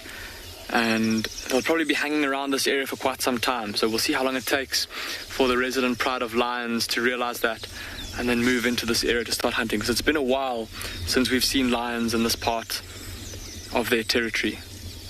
Obviously they've been moving following the herds. But what a fantastic morning it's been from all over South Africa, from Pridelands, from Ngala, from Pinda, and from Djuma, of course, as well. It's going to be a super hot day, so Owen and I are going to start heading home soon. We hope that you've enjoyed your time with us, and we'll see you all this afternoon on the Sunset Safari.